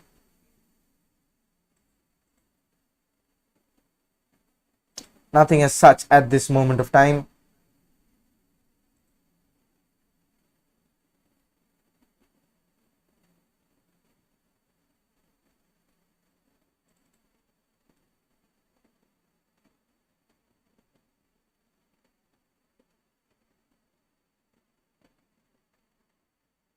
Aguero is trending. I don't know why.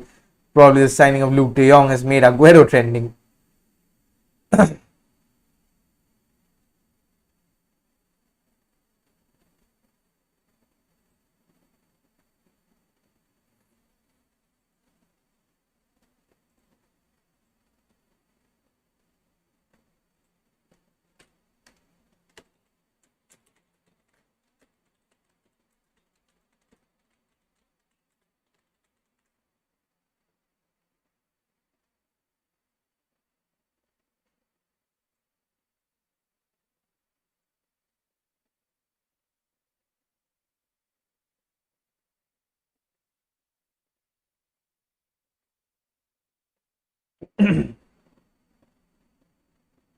Nothing going on at this moment of time. Nothing. Absolutely. There's market has gone dead quiet. Dead quiet at this moment of time.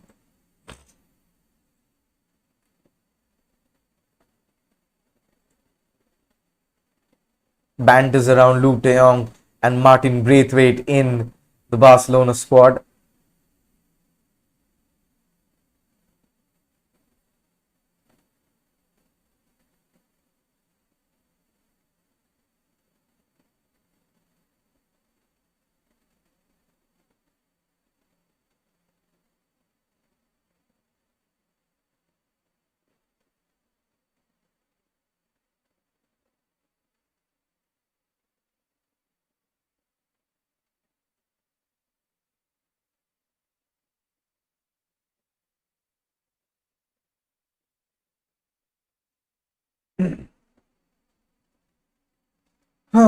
There's nothing developing at this point of time.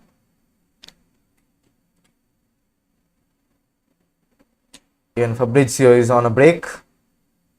Not that he watches Friends or anything. Poor joke. Nothing, no content to actually bring you at this point of time. Just around 30 minutes to go. I'll have a quick break, and I'll just come back if any news is there to give you. Nothing at this moment of time. I'll be back after a quick break. To count down to the final moments of the transfer window. So do stay tuned. You've been a pleasure all along. So do stay tuned a bit more as we round off what has been a crazy transfer window. We're back after a short break.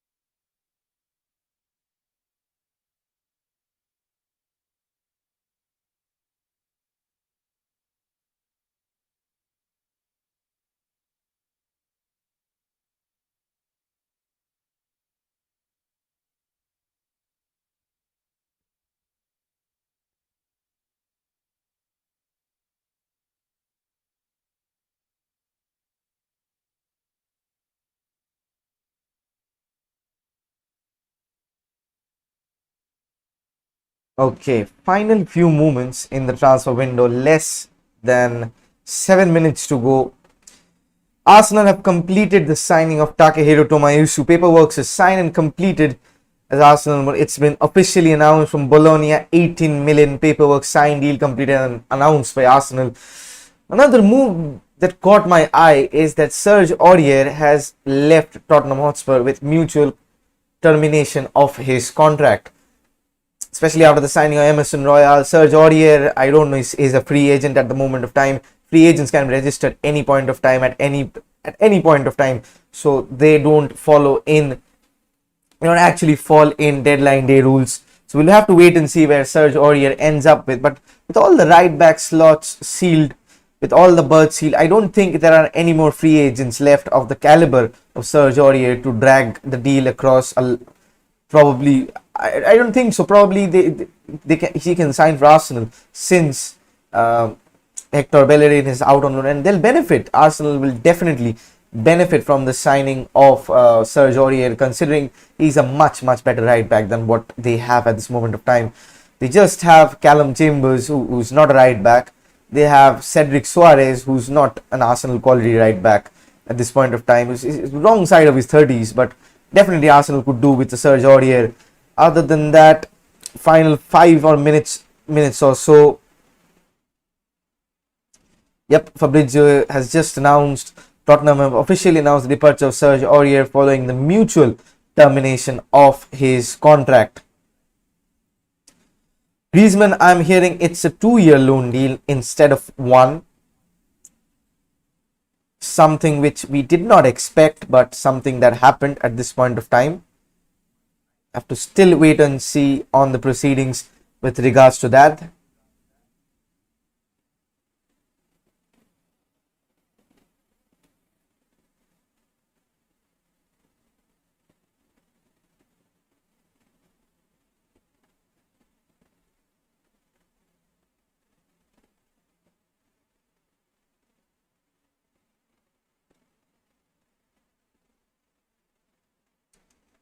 Serge Aurier rumors all over Twitter at this moment of time.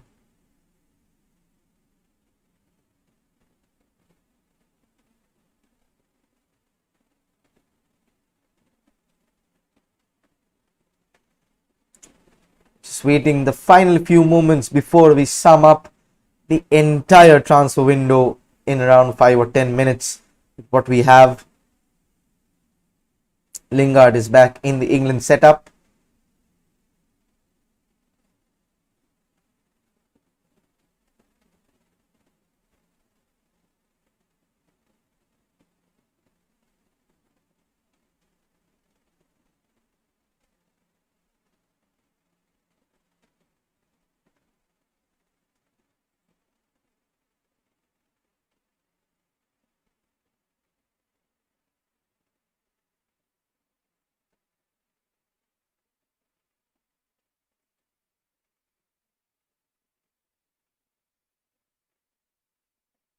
Simon Stone has just confirmed about Aurier's termination. Reece Nelson has joined up with Feyenoord. Initially, they had planned for Amad Diallo, but that deal fell through because Amad will probably be injured for quite a while now. So he'll be recovering and then probably go on loan in January when he's fully recovered.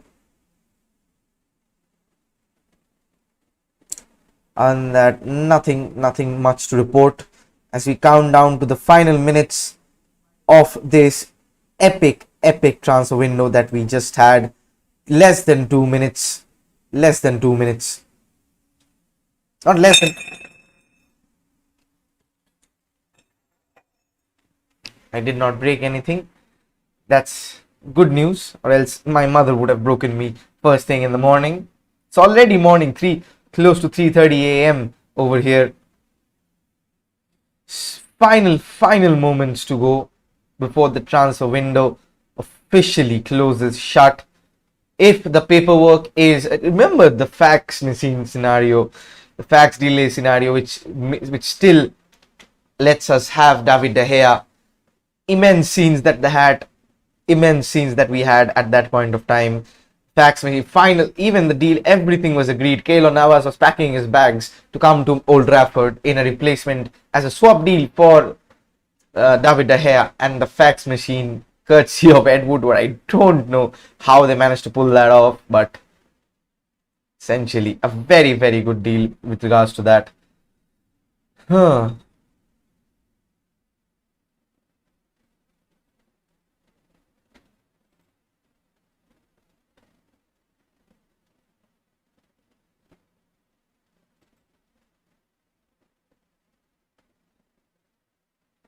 Two minutes to go for the transfer window.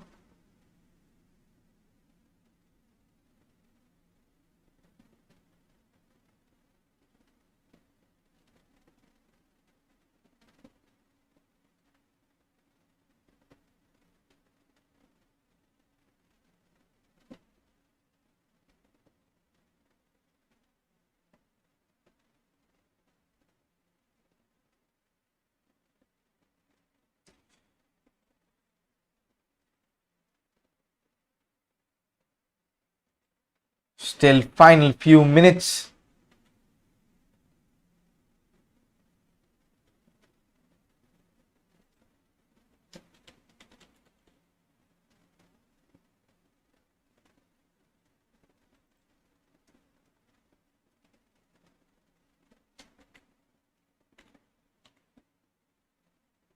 Nothing again from Fabrizio Romano. That looks to be the final nail in the coffin. 10, 9, 8, 7, 6, 5, 4, 3, 2, 1 and 0.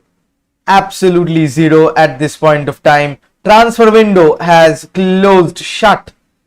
Transfer window has closed shut.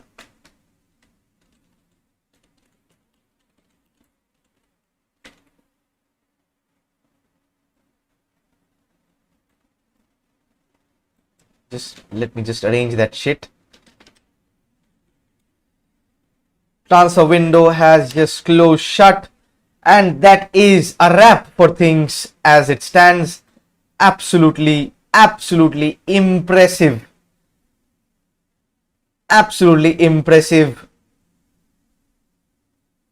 Okay, Moises Caicedo will join Beerschot on a season-long loan from Brighton. The agreement have been completed in the final few seconds of the transfer window. So nothing much blockbuster as it ends. We'll have to wait and see if Fabrizio tweets anything. But transfer window has officially shut. Window is officially closed. Rafael Varane for 34 million, Jadon Sancho for 73, Ronaldo for 12.8 going to 20 odd million. Daniel James to Leeds for 25 odd million.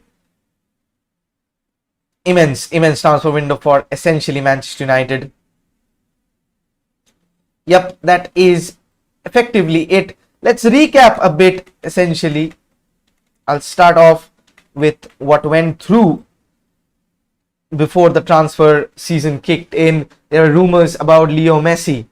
There were 100% rumors. Sheila, thanks so much. Finally, 4 hours, almost non-stop. I'll have a bit of a rest. Tomorrow, it is another podcast with someone very special, Juan Orango. I'll post the stuff tomorrow morning as soon as I get up. Let's have a quick recap of the crazy transfer window that just went us through. Starting off with Harry Kane officially announcing that he'd want to leave. There were rumors here and there. The Euros, between the Euros, United confirmed the Jadon Sancho deal, with which proved to be a meltdown for United fans. Jadon Sancho, we've been waiting so much long for him. Then came out of nowhere Rafael Varane, and if out of nowhere is an understatement, then Cristiano Ronaldo broke the bloody internet with re-signing for Manchester United. Chelsea signed Romelu Lukaku. Chelsea signed Saul. Could not get their hands on Jules Koundé deal, which took a massive U-turn in the final few moments. Barcelona let go of Leo Messi because of not being able to register him due to La Liga salary cap issues, primarily because they could not move on Griezmann. And at death, the final embers of the transfer window, they loaned Griezmann to Atletico Madrid. Absolutely no sense in that. Arsenal got in Martin Odegaard and Ben White for a combined, and they spent 20 million on Nuno Tavares as well, and 18 million on Bologna for the Asian highest spenders in the transfer market this season. Arsenal in the Premier League. Tremendous stuff for Man City. Having signed Jack Grealish will take them onto another level if they weren't already. Champions League finalist Jack Grealish, we saw the class of him written in the final drubbing of Man City. Real Madrid in the final hours. PSG rejected 220 million for Kylian Mbappe.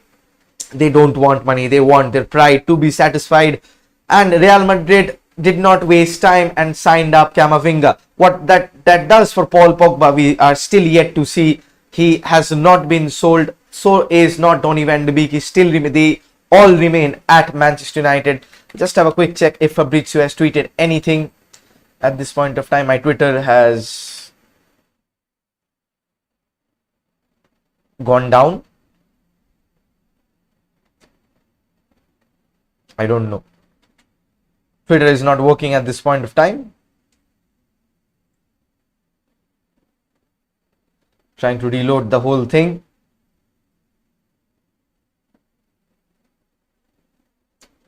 Okay, final few minutes, we see Solomon Rondon joins Everton, deal completed, signed in these minutes, contract agreed as well. Solomon Rondon, proven goal scorer, joins Everton in the final few seconds of the transfer window.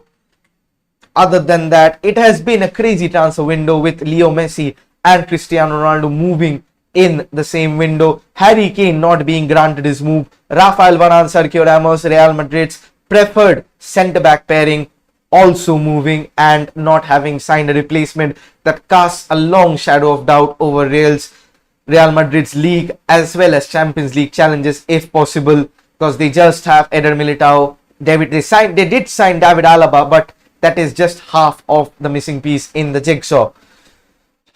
Erling Haaland still remains our Dortmund player this summer. Next summer, most definitely Erling Haaland will move. We are yet to wait and see which club he chooses.